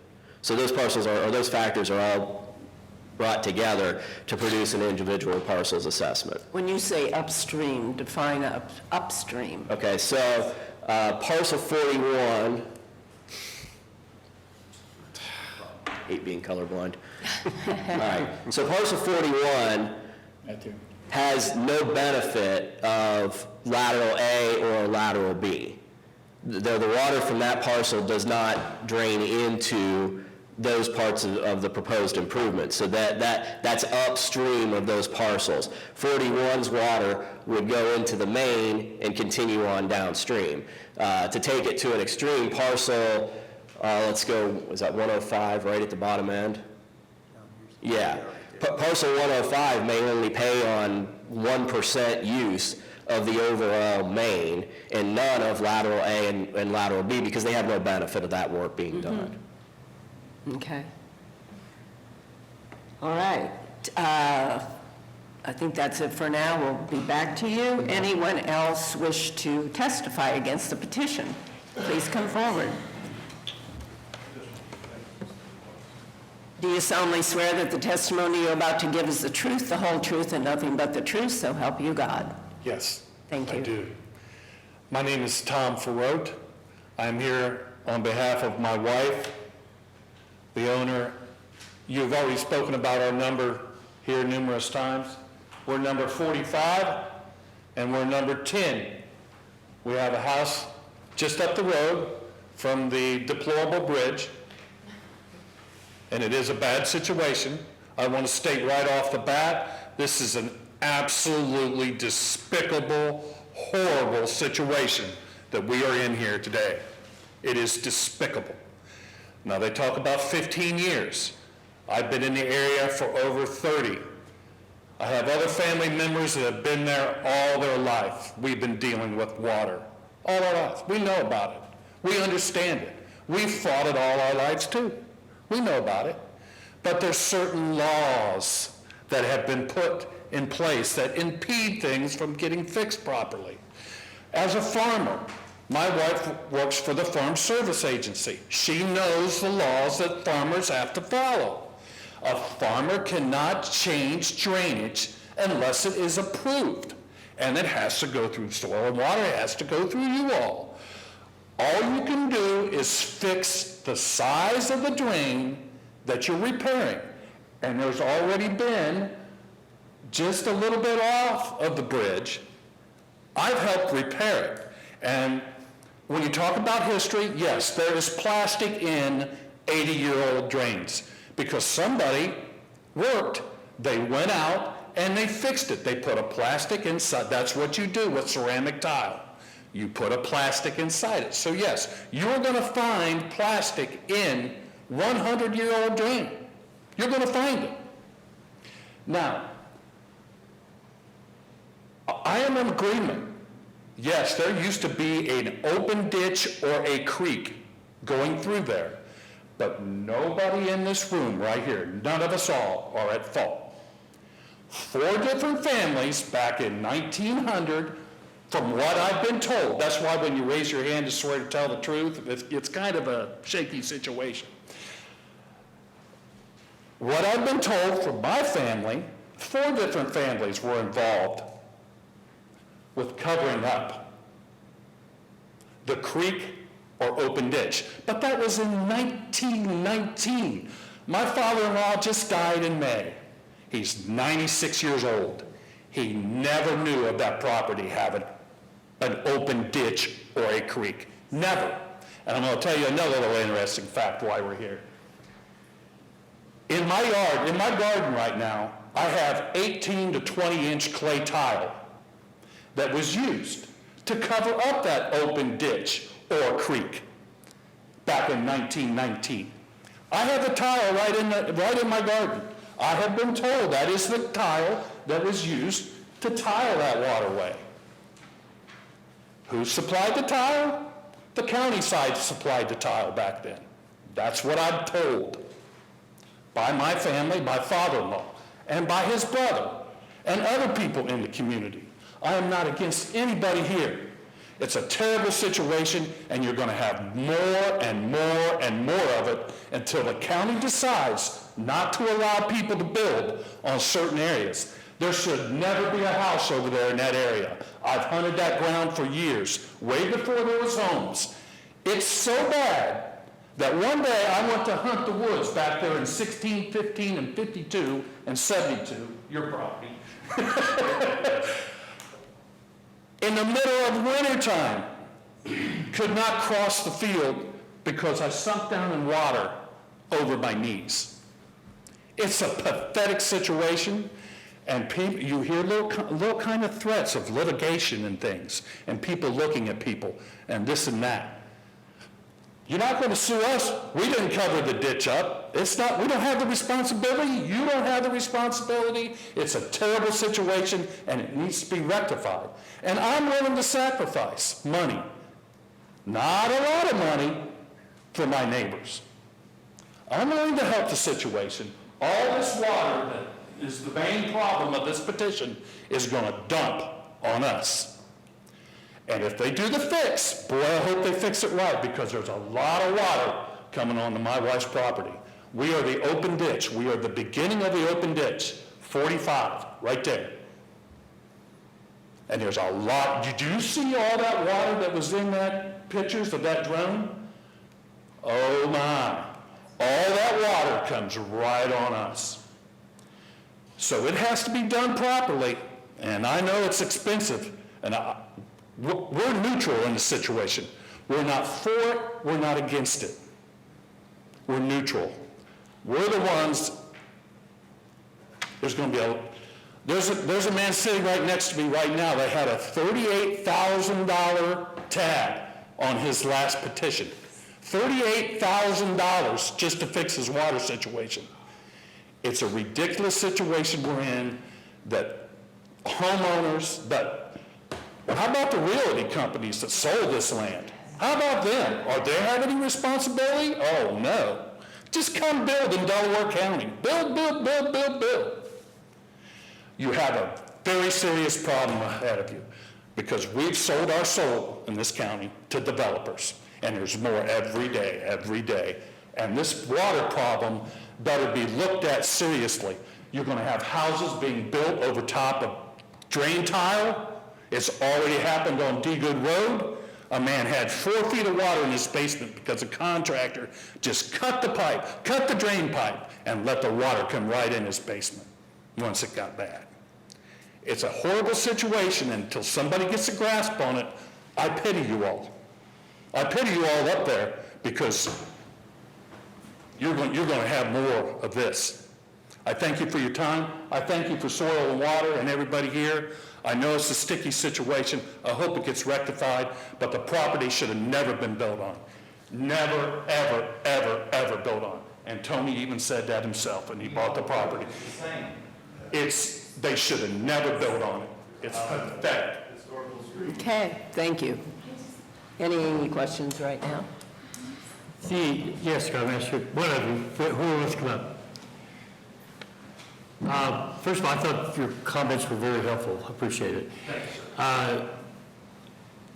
The concern, he's on 45, all that water is going to flow down that way. Can we feel comfortable that it's not going to affect his property, make his situation worse because of this? The water's flowing that way now.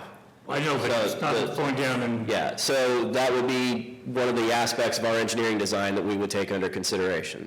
But more water will flow that way. But will it flow there in a... I'm searching for a word. Will it flow there in a way that does not affect his property negatively? How's that? That's really not a question I can answer at this point. That's an engineering design question.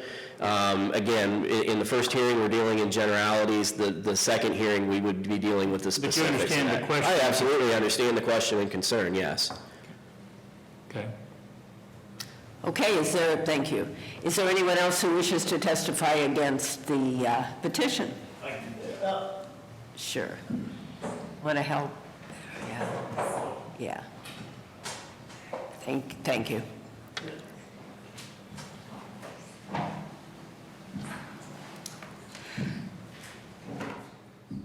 Do you solemnly swear to tell that the testimony you're about to give is the truth, the whole truth, and nothing but the truth, so help you God? I do. Thank you. Bill Cox, 1580 Burnt Palm Road. First thing I'd like to do is ask you guys a question. When was this Could you give us your parcel number? Yeah. Well, I'm parcel up there. You look at very top, that half moon roof in front of that wood, right there. 55? Yeah. 55. I will have the higher price charged to me through you people, the way you do it, because that will be the piece of land farthest from the tile. That's the way that stupid David Hyatt operates. They charge you for the amount of tile that the water goes through. If I ever had a tile to get over there to drain that, I'll never be able, I'd have to plant marijuana on top of one another in order to have it a second story to pay that off. If I did the math, diagonal across the Larkin field, 1,800 feet. That just to get across one field, and that just to get to the fence. Now I gotta get across Larkin property, and then I gotta go through Art Edwards property, because I see that tile clear down here on the Larkin property, which is all that problem that you're having now. Forget it. All I'm gonna do is be donating my money for the cause. That's as simple as it can be. Now, the question I have for you, when was this land platted? When was it sold and platted out in lots? What date? Okay, we'll have to ask. I don't know if anyone has that information right here or not. When is it? 1905? Oh, 2005. Good. We're way back in the history here. Yeah. I think that probably. Okay, 2005. Okay, thank you. Yes, One Brett. clarification. The lands on the west side of North Pond Road, they are not platted per the county and the regional planning platted procedure. It was just large lot subdivisions, so it did not go through the regional planning platting process, and the plat did not come before the Board of Commissioners at the time because there was no plat created. Can you repeat what you just said? It says it is not a subdivision. It did not go through the regional planning platting process. Therefore, it was never brought before the board at that time, wouldn't have been the current board, but was not a platted subdivision, so there is no plat for those properties. It's just merely subdivided property. Okay. You have a date on that? I'll get it. I do have one other question, sir. 2005. The original art, this is a copy of the original, I want to say, surveyor, the firm that divided out that property, and there is a 2005 date on it. Now, when the lots were actually recorded and deeded, I don't have that. Yeah, but what date? 2005. No, but what actual date? I don't have that on this copy. Can I borrow that for you? Sure. So while you're there, Well, I'm getting that. let me ask him a question while he's standing there, may I? Yeah. Is it Mr. Cox? Yes. Okay. Mr. Cox was concerned about the cost that he would face. He thought it was going to be excessively high for him because of his location. Immediately at the map, I don't come to the same conclusion. In the generalities, how do you see it? Mr. Cox's percent use of the project would be 100% because all the water that would drain off Very that small property. portion would go through the entirety of the improvement, but he also would have a very small acreage relative to the watershed as a whole, and the agricultural use, land use of the area that would be within the watershed would be on the lower end of our land use scale. So just the 100% use doesn't necessarily translate into a large dollar. I just want clarity for his benefit. Yeah. Mr. Cox, I have one more question. Speaker before you, Tom, let's go with Tom. I didn't want to say Tom without your permission. Said you spent $38,000. The reason I'm bringing this up, That was his fee that was gonna be, he would have to pay if they fixed his water project. Oh, okay. That water project was nixed, they didn't go through with it. I misunderstood you. Okay. I can clarify that a little bit. There was a petition project, and I'm going to swing and miss on the date it was actually filed. The final hearing was sometime around 2008, 2009. We went through the first hearing, did our engineering design, got to the final hearing. The board at that time found that the benefits of that proposed project were not in excess of the cost. It was determined to be too costly, and the board denied the project at the second hearing. Well, I misunderstood. I'm glad I corrected that.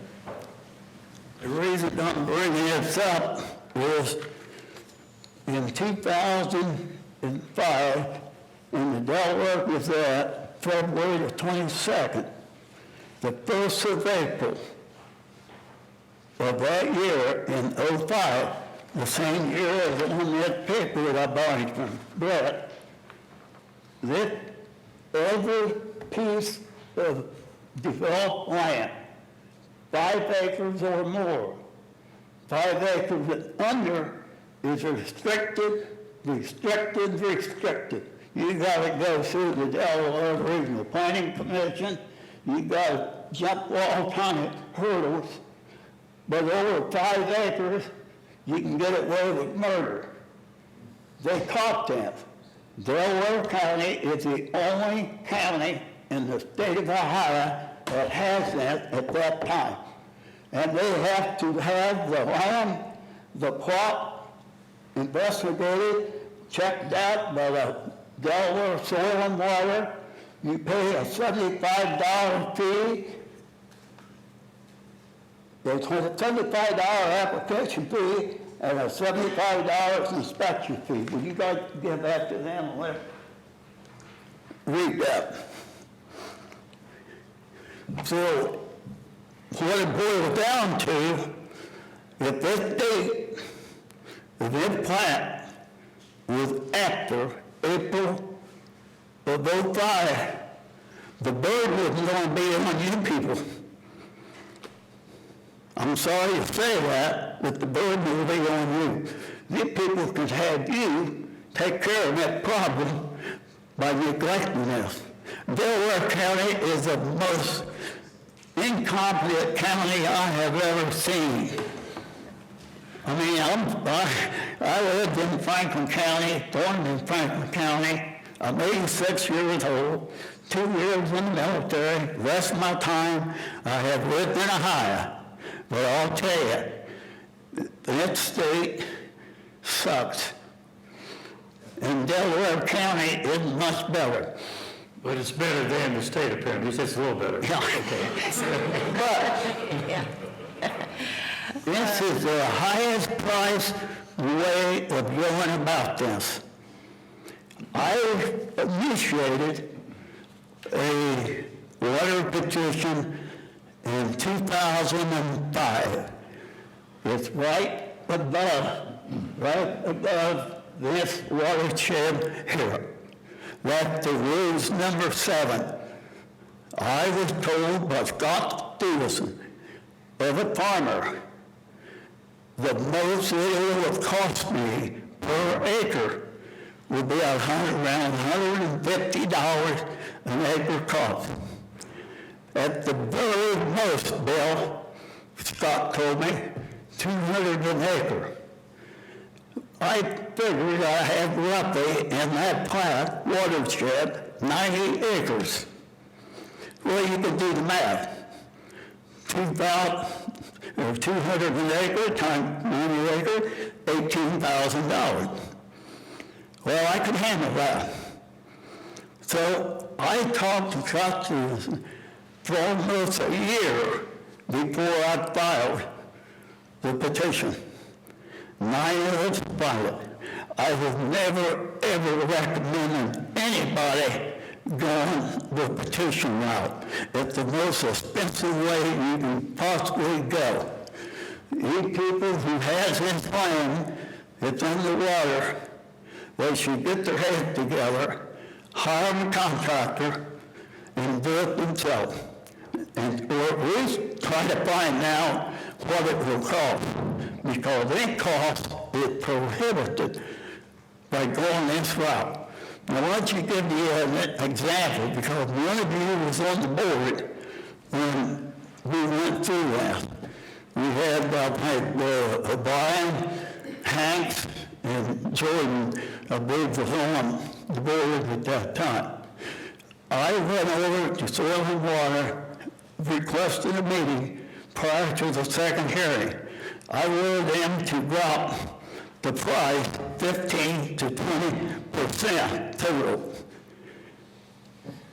They wouldn't do it. The way the county engineer looked at it, I don't have the guy's name, that we had to deal with, I think it was Brett Burgerfer. But I asked him, I said, well, it's your way or the highway. That's about it, Mr. Cox. That's his answer. Because once you turn this in petition over to the county, you're out of it. You have no control, no say-so, no nothing. They're top dog.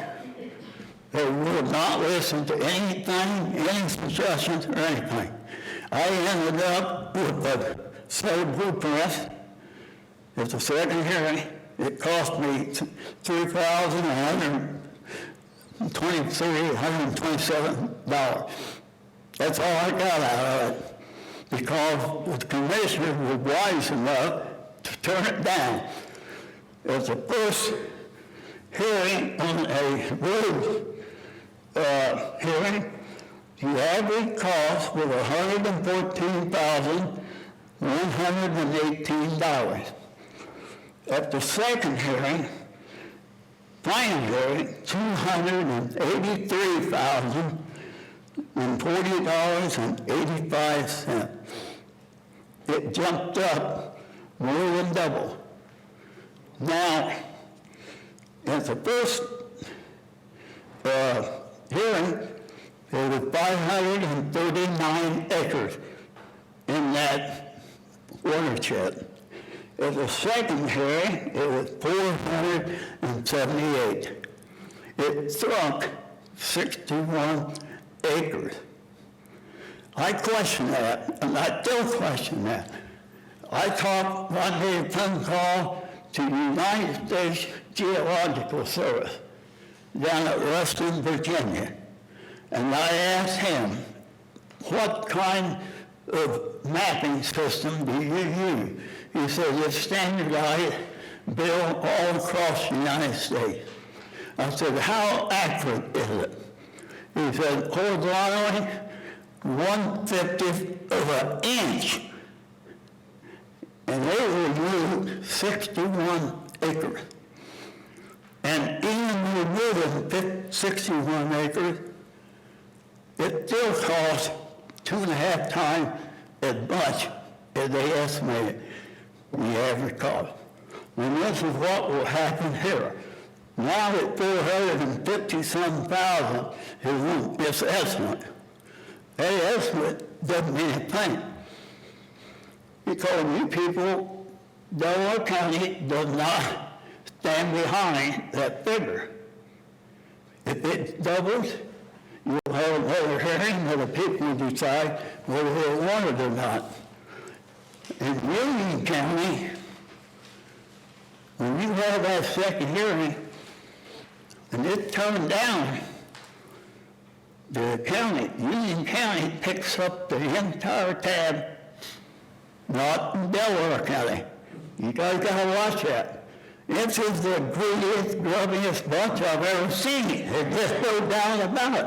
And Well, thank you, Mr. Cox. you Thank you. turn around, and you can, at that time, now my cost has been 42, I'm on the road, but it's estimated around 43,000. We were one that we did, thank God we turned it down.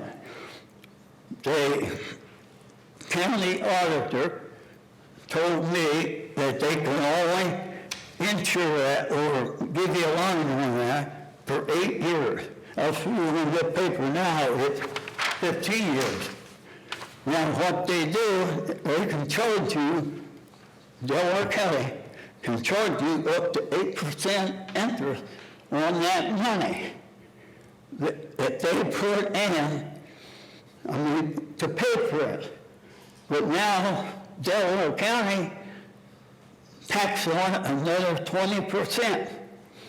Mr. Cox, we're far from going down that road. We haven't made a decision where how we're going to look at the first hearing, let alone the second. Okay. So, The way I understand it, Yeah. once you do that project, you're automatically on ditch maintenance, correct? Okay, that was written in 57, correct? Okay. If you're on automatic debt maintenance, why the hell do you need another 20% of the total cost of the project Yeah. to put in a special maintenance fund? Yeah, I don't believe that's accurate. Yes, it is. We can, We'll find that out later. Yeah. The 20% figure would be the maintenance account for any project that's on drainage maintenance is allowed to have up to 20% of the construction costs unencumbered in the maintenance account at any time. So that number would be there so that as work is or that amount would exist, so that as work is done on the project by drainage maintenance, there's money there to pay for that work. If it gets to the 20% and there's no projected work, then the maintenance assessments could conceivably be turned off until the project balance would fall below the 20% figure unencumbered. And the purpose of that maintenance is down the road 20, 30 years when there's issues to be able to repair and make. That's correct. So you don't return to the problem. Correct. The point of 6137, when the legislature enacted it, was so that once a project was constructed under 6131, it never had to go back through this petition process again. Okay, Mr. Cox, I'm going to have to ask if anyone else wishes to speak. I've got to move along here. We're almost 2 hours into the hearing. Okay, let me add one thing here before you cut me off. Okay. If you run this through the county, whatever your portion of the bill is, they charge you interest on that up to 8%. Now that money that you put in that special assessment, if 20% of 500,000, that's 100,000. That 100,000 goes in to a special fund. Now that special fund is another Delaware County grab, because they take that money and invest it through the plan that they have in Ohio, and they collect the interest, but that interest does not go on to that assessment. Okay, we can address that. Thank you. Does anyone else, and I'm going to ask for people who have not spoken before against the petition. There's somebody in the back of there. So, well, I think did you want? Yes. Okay, yes. Next person who wishes to speak against the petition.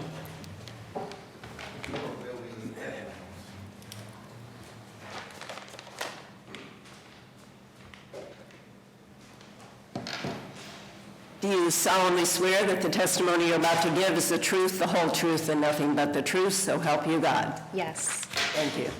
My name is Melanie Napolitan. I'm 2120 Burnt Pond Road, which is parcel number 15. 115? 15? 15, I'm sorry. So we purchased our property in 2014. We have come before you previously with the water problems that we've had, seeking your assistance and helping us even get out of our home. So our property is west of the culvert of the bridge, which, as we've heard, is not the best thing that's out there. The bridge is there for a reason, and it's to take water away from the property that's there. So everybody can understand what a bridge is for, right? And a culvert underneath it. So based upon the maps, and as you can see, a lot of us have done our due diligence in looking into the history, but based on the maps, they're readily available. It is clear that sometime in the past that Moore's Run ran through and or closed to the east side of our property, continued east through the Edelwood property, and then southeast through the Kramer property. Several maps that are currently used by this county that is sent out to the constituents, and based on like the 2020 road map, when that was sent out by the county commissioner or engineer, had Moore's Run listed. So it's important to know that there are maps out there that still show that as an active, open waterway, when in fact it is not an active, open waterway. And when you saw the drone going over top of that field, you can see a clear path of how that water is running. And that water runs in that clear path because it once was an open stream that took the water away from Burnt Pond Road properties. So it's clear to see that when you look at that drone path again, when you're there, because it's clear as day. At some point in the past, the prior owners, or perhaps current owners, I don't know who, has filled in Moore's Run and put it to the conditions it is today. Several weeks ago, there were several property owners that came to my home. It was owners of 72, 16, 15, 53 were at my home, including Jack Edelblut Jr. and my attorney. During that meeting, we all were talking about how can we do this privately, because we knew this was going to be a crazy amount of money to get that open. Not saying that we had no idea we would also be assessed for Ladder B or the main being opened. We only thought we were going to be assessed for opening up our area of water concern. That doesn't seem to be the case. Well, So, I don't think you're being assessed for lateral B, because that's not, but you'd be assessed Okay. for lateral A and the main. and the main, okay. So even the main, that's a very large portion of, so we don't know that we had to be assessed on something like that, even with the ditch petition. So I'm not upset that the ditch petition was opened up at all, Ms. Daniels. I'm happy that there is another conversation, because we've come before you previously, we've gone to our own township and talked to them, and so this just gives us another chance to come here today to talk to you about reopening what once was there. A ditch petition is there to create, and that's exactly what Water and Soil say. We are going to create a path for this water to go down. I'm not there to create, we want to reopen. During that meeting that all those property owners were at my home, and we're looking at a private way to open it, it came to the conclusion that it was going to be way too much money for us individually to pay to do it ourselves. During that meeting, we were told that in the 1930s, that waterway was filled in. It was a return to men's work FDR program that had that ditch filled in. Okay? You can look at probably that map right over there. It shows Moore's Run. So I think it's important to know that the current property owner did tell us that. And we did ask for information, paperwork, anything on that. And it did not have that information to provide for us, but he was told that that's when it was filled in. So it was once there. So as a result of the actions of the owners, the natural water flow from the west to the east to the Cider River via Moore's Run has been interrupted, causing significant flooding and damage to not only my property, but all the property owners that are upstream or west of the Edelblut property. So we currently, my husband and I, have over $50,000 in our driveway. Every year, we don't go on vacation because we have to put more rock in our driveway due to this water problem that we currently have. And it has gotten worse as more homes are building in the area, because we are told to get a private engineer by Soil and Water to put pipes through our driveways, and we do. But what happens after Soil and Water approves that is people change the conditions of what was put in per our PE's instructions, and then alters the way that the water is flowing, and ultimately then has water even dumping on us more without a water easement put into place, which is illegal. You cannot do that. So while I appreciate Water and Soil saying that I need to take legal action against my neighbors, some of it lands on the fact that they need to tell homeowners, when you have a private engineer, that is not law, that you have to also have a water easement to dump that water onto the next property owner that you're flowing over to. And it doesn't happen. So when you look at all those properties from 72, 14, 13, 7, all those properties have to flow their water to the bridge. So what does that do? It puts all the property on our property, the Daniels, and the Wilsons. And then it peeds backs up onto the Giracos and to Fireman John, and that's what I call them. Okay, so having said that, that water sits there because at that bridge, that farm field has been plowed so many times, it's here and we are here. So what does that do? It holds the water. For 3 weeks in February, we could not use our driveway, not one day. 3 weeks, because we had so much water, and then the cold temperatures froze it over, that he has a high lifted truck. We're like, let's just try to get down it. Got stuck, because how high that water was, and then the freezing of the water. The only way we're to get out is because the Wilsons have a driveway put in without a home yet, and we go down that driveway. And I have a Jeep Cherokee, Grand Cherokee, and that water comes halfway up to my doors. Okay, I'm going to comment. Sure. I'm going to ask for some clarification. Yes. You're talking about you have a water issue. Yes. We're talking about a potential solution.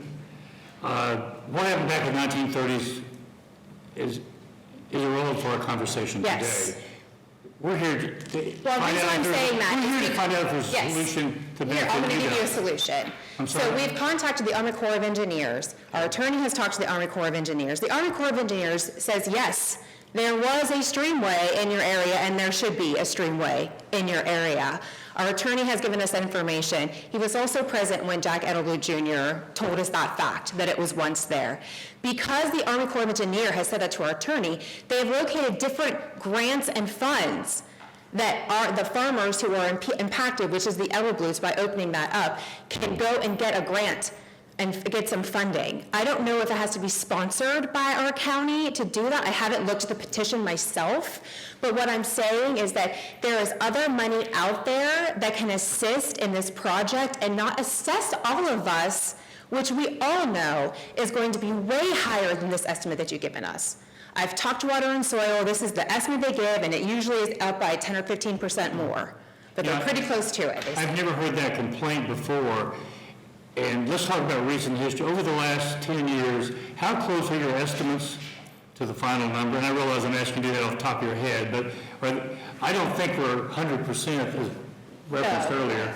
Can you give us some idea of the last 10 years? Yeah, the past history, our first hearing estimates are, I'll say, within 10 to 15% plus or minus. Some end up being less, some a little bit more than what the final hearing estimate is. And that's, when we're looking at developing a first hearing estimate, we're doing it based on making some assumptions without the benefit of survey. And, you know, when we, again, it's generalities versus specifics. Yeah, I think Mr. Cox made the comment that it was over double, and so I don't think that is the That's not the last. norm, no. Okay, that's the point I was trying to clarify. All right. I'll just finish my rest of my points, because I just think that it's my time to be up here too, to talk through, and I know we've been here a long time, and I appreciate it, but you can see the passion that we all have over this water issue. My point is that there is additional funding and grants that are out there that this county can seek assistance with to help us neighbors, so that we're not paying this much money for something that once was already there and should still be there. Okay, that's the point of all of this. It's the point of my husband giving you all the history and facts that you could see what's in front of you and what you currently put out to your constituents already, saying that Moore's Run is there and it's really not there. So I do oppose this proposal, this petition, because I believe that it should not be my responsibility or the owners of the properties in which the natural watershed has been disrupted to reopen Moore's Run, to prevent natural water flow under the west and my property under the bridge and through their properties towards the Scioto River. By law, one of the, oh my gosh, I got a phone call on my phone, sorry. By law, one of the considerations you as the commissioners must take account for is approving the ditch petition is whether there is alternative plans, options to resolve the issues relating to the current flooding. I believe that such an alternative exists based upon my previous statements. As a result of the alternatives, I believe that the ditch petition should be denied. And additional considerations that you, the commissioners, must take into account is the benefit to the public welfare. I suggest acknowledging the drainage for all in the public welfare benefit. However, it's contrary to the public welfare to permit the actions of the property owners by filling in Moore's Run to now have a significant financial impact on so many upstream owners, none of whom are at fault in this instance. The cost, which we know now is $450,000 or more, upon the property owners that would be impacted by the opposed ditch petition are unreasonable and unjust in light of the fact that none of the impacted property owners have taken any detrimental acts to cause Moore's Run to be closed or diverted. So I think at the end of the day, there's funding out there. It was once there. We're not asking you to create new. We're asking for the county to put back in what once was there, and not assess us this crazy amount of taxes, because it's not going to be $17 assessed to my real estate taxes. It's going to be more, because I benefit probably 100%, and it's going straight down my driveway, by the way. So that's how that's assessed over there. Any questions for me? Okay, thank you. I got a question. Just a second, please, sir. I want to, is this specifically to this testimony? Okay, then please, no, you have to come to the dais and tell us who you are again. My name's Tom Farrow. Again, she's absolutely right. Why are we responsible when we didn't do it in the first place? I kind of represent my brother-in-law here. He's an Edelblut. That's the name that's getting bannered around a lot in here. Well, it's just the name of the property. Okay? No, it's more than that. Why should we be responsible if this thing went through to fix a water problem that, talking about me, why should I be responsible to fix a water that doesn't even affect me? I own property somewhere else, it doesn't affect me. So when they start talking about, well, this and that and this and that, there's lots of people that are going to be affected by this. Okay, thank you. Is there anyone else who wishes, thank you, you can be seated. Is there anyone else who wishes to Change their mind. in opposition? Real quick. Janet Edelblut Mason. Okay, would you raise your right hand, please? Do you solemnly swear that the testimony you're about to give is the truth, the whole truth, and nothing but the truth, so help you God? I do. Thank you. I just my dad didn't want to come today, he's 95. But- Which parcel are you, I'm sorry, I like to get. What? Which parcel? Oh, it's the main one, 73. And Okay. Okay. the thing is, that field where the ditch runs, and it's subsurface water, it always has been. Before, my dad would have been 7 if this went through in 1930. But the dad told this one. He told this one. He Ma'am, drove speak into the mic, thank you. drove him around and told him how it flooded before he built his house. He has talked to Duracos, but he's always said, and I think he told Millers the day we were out there in the middle of the road, that field, it's a 50-acre pasture field. We had a dairy farm, cows went out there, came back in, out in pasture field, because it's water. It was sold, it doesn't matter, it was sold to a bunch of people. Yeah, But just it was say. always, why, again, the realtors, goes way back. My dad's field, pasture field, all the years, my great-grandfather bought it in 1882, which somebody brought up John Wesley Edelblut. And you said a government thing closed it down? So if it is going to be fixed, I'm like Mr. Cox, and I know my dad is. He can't afford to pay more taxes. Okay. Okay, thank you, ma'am. Is there anyone else wishing to speak in opposition? Very quickly, yes, go ahead, Mr. No, you have to go to the dais because we are on audio. Just state your name again. Anthony Duraco. I've done rezoning in Delaware County with my mom and dad. Being all like us, houses are being built on wetlands. Where we live, houses are being built on wetlands. You're trying to tell us you're allowing houses to build on wetlands and then homeowners take their pipes, run them over into somebody else's yard. So what I've been told is, all these houses that are built on wetlands and came out of someone's mouth that is in the county, you have to sue your neighbor. If you want your water gone, sue your neighbor. Why do I want to sue you? Why do I want to sue anybody in here?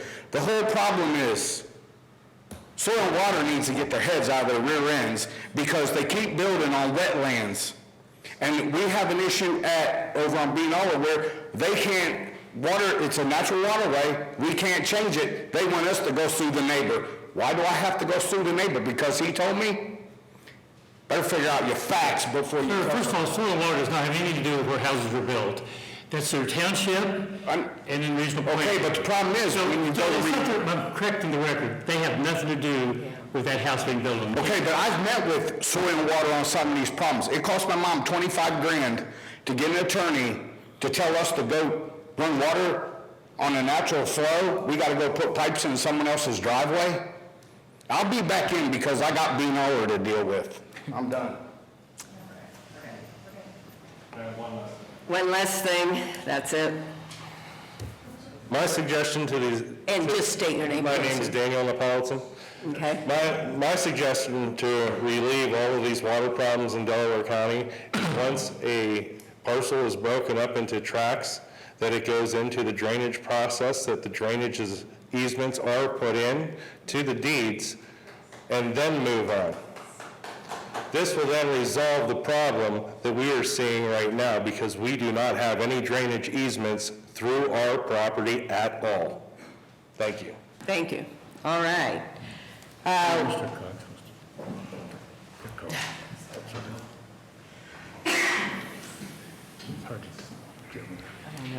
just gotta say this, right now, as we sit here, you got the same problem going on at the Byers Farm. You look right up there right now, in Digwood Road, where it has that bin there, that land had for sale signs on it right now. I called the owner up and asked him, did you run it through the Regional Planning Commission? Well, no, he said, we talked to a zoning inspector, and I said, did he tell you if there's 100 foot, a 2 foot diameter tile is blowed out? No, he didn't mention that. I said, well, the reason I'm calling you, the owner on that land spent $1,800, about that $1,800 for material. Another farmer used a track hoe, that was his share, and the operator, and they repaired that. And they are supposed, you still got that one page that I gave you? I would like to have that back, because Delaware County is the only county that requires 5 acres or more to be checked out and pay a $75 fee. Right now, the real estate agent is not doing that. If it is, who is incompetent? She told me the zoning inspector didn't even bring it up. And we got a 100 foot, a 2 foot tile, it's completely gone. And you guys are supposed to be in charge in the county. You're not getting the job done. I mean, you don't know about it, but that's the reason why I'm telling you now. Okay. Now, you ought to check into that stuff. Thank you, You guys Mr. don't have to get out and start driving around. Right now, I've got 8 foot tall weeds growing in my ditch. I can't get down there to mow it anymore. 8 foot tall. I called a guy by the name of Mr. Ford at the Delaware County Engineer's Office, left a message, nothing happened. Yeah. Thank you, Mr. Cox. That's cynical. Okay, let's move on to the board. Are there any questions of Brett? Anything to wrap up? Yeah, Scott or Brett, question about the stream that was covered over, and, you know, is it an alternative to uncover that stream at this point, or is it? As part of our evaluation and engineering design, we would look at all options, and our charge would be to bring back the best least cost alternative to the board and the landowners.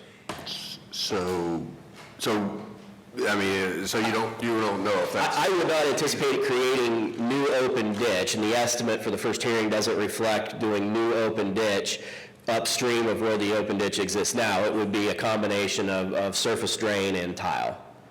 So clear grade for the surface water to flow, and new tile installation to replace the aged and deteriorating infrastructure. Okay. Any questions? No, I don't have any questions. I would like to make a comment, though, Sure. before we... Go ahead, before we close the hearing. Thank you. This is a very interesting one. We had one a while back that was interesting. Most people value this process because it provides a long-term insurance policy to protect the value of the property long-term. Most of you are suffering from the water issue, but having said that, in looking at the criteria in which I have to make an evaluation, the board hereby finds the proposed improvement is necessary. Well, I'm hearing from the public generally, you don't find it necessary. Although you have an issue, which I'm a little frustrated because I don't, no, we're past that. Yeah, we're past the. And as far as being conducive to the public welfare, so I can't sit here in good conscience and support moving forward. I think you guys are missing an opportunity to solve the problem long-term, but that's my view, and I don't know what's shared with other commissioners, but I want to get that stated before we close. So. Okay. Any other comments before we? Yeah, maybe just a brief comment as well. The three criteria, I do think improvement is necessary. Now, whether it's done this way or another way is certainly debatable, clearly. So and based on our viewing and all the comments, I think there is a need for improvement. Conducive to public welfare, I think that's probably the case. But again, the cost is where I'm stuck. This is a lot of money to, $450,000. I just got to believe there's a cheaper alternative. Private sector, other funding sources, et cetera. It just doesn't meet the test for me of the cost of the proposed improvement be less than the benefit. So. Okay, Eric, did you have any comments? Okay, I will move to close the hearing. Second. Resolution number 19-798, in the matter of closing the public hearing for consideration of LATA number 3 watershed drainage improvement petition. So moved. Second. Discussion, vote. Vote on motion 19-798. Mrs. Lewis? Aye. Mr. Benton? Aye. Mr. Merrill? Aye. Okay, is there another switch? I would direct you to read the one to reject the Dismiss. Resolution number 19-799, in the matter of the Commissioners dismissing the LATA number 3 watershed drainage improvement petition due to the cost exceeding the benefit. The reasons I gave were, do you want to comment on it? Mine is the cost exceeds the benefit of the Yeah, project. My understanding. That would be my understanding, too. And I'll also add, and I'm not convinced the proposal and improvement is necessary based on the testimony today. Well, just go with. Yeah, just go with the cost exceeds the benefits. The cost exceeds the benefits of the project. I need a first. I will move that. I'll second it. Discussion, vote. Vote on motion 19-799. Mr. Merrill? Aye. Mrs. Lewis? Aye. Mr. Benton? Aye. Resolution number 19-800, in the matter of the approving the costs incurred by the county engineer in making the preliminary reports for the LATA number 3 watershed drainage improvement petition to be paid from the bond of the petitioners. So moved. Second. Discussion, vote. Vote on motion 19-800. Mrs. Lewis? Aye. Mr. Merrill? Aye. Mr. Benton? Aye. The hearing has been closed. Thank you for coming. We do have a need for We have executive need for again. executive session. Resolution number 19-801, in the matter of adjourning into executive session for consideration of employment and dismissal of a public employee or public official. So moved. Second. Discussion, vote. Vote on motion 19-801. Mr. Merrill? Aye. Mrs. Lewis? Aye. Mr. Benton? We're now recessed into executive session. Approximately a copy of it. Oh, yeah. We've got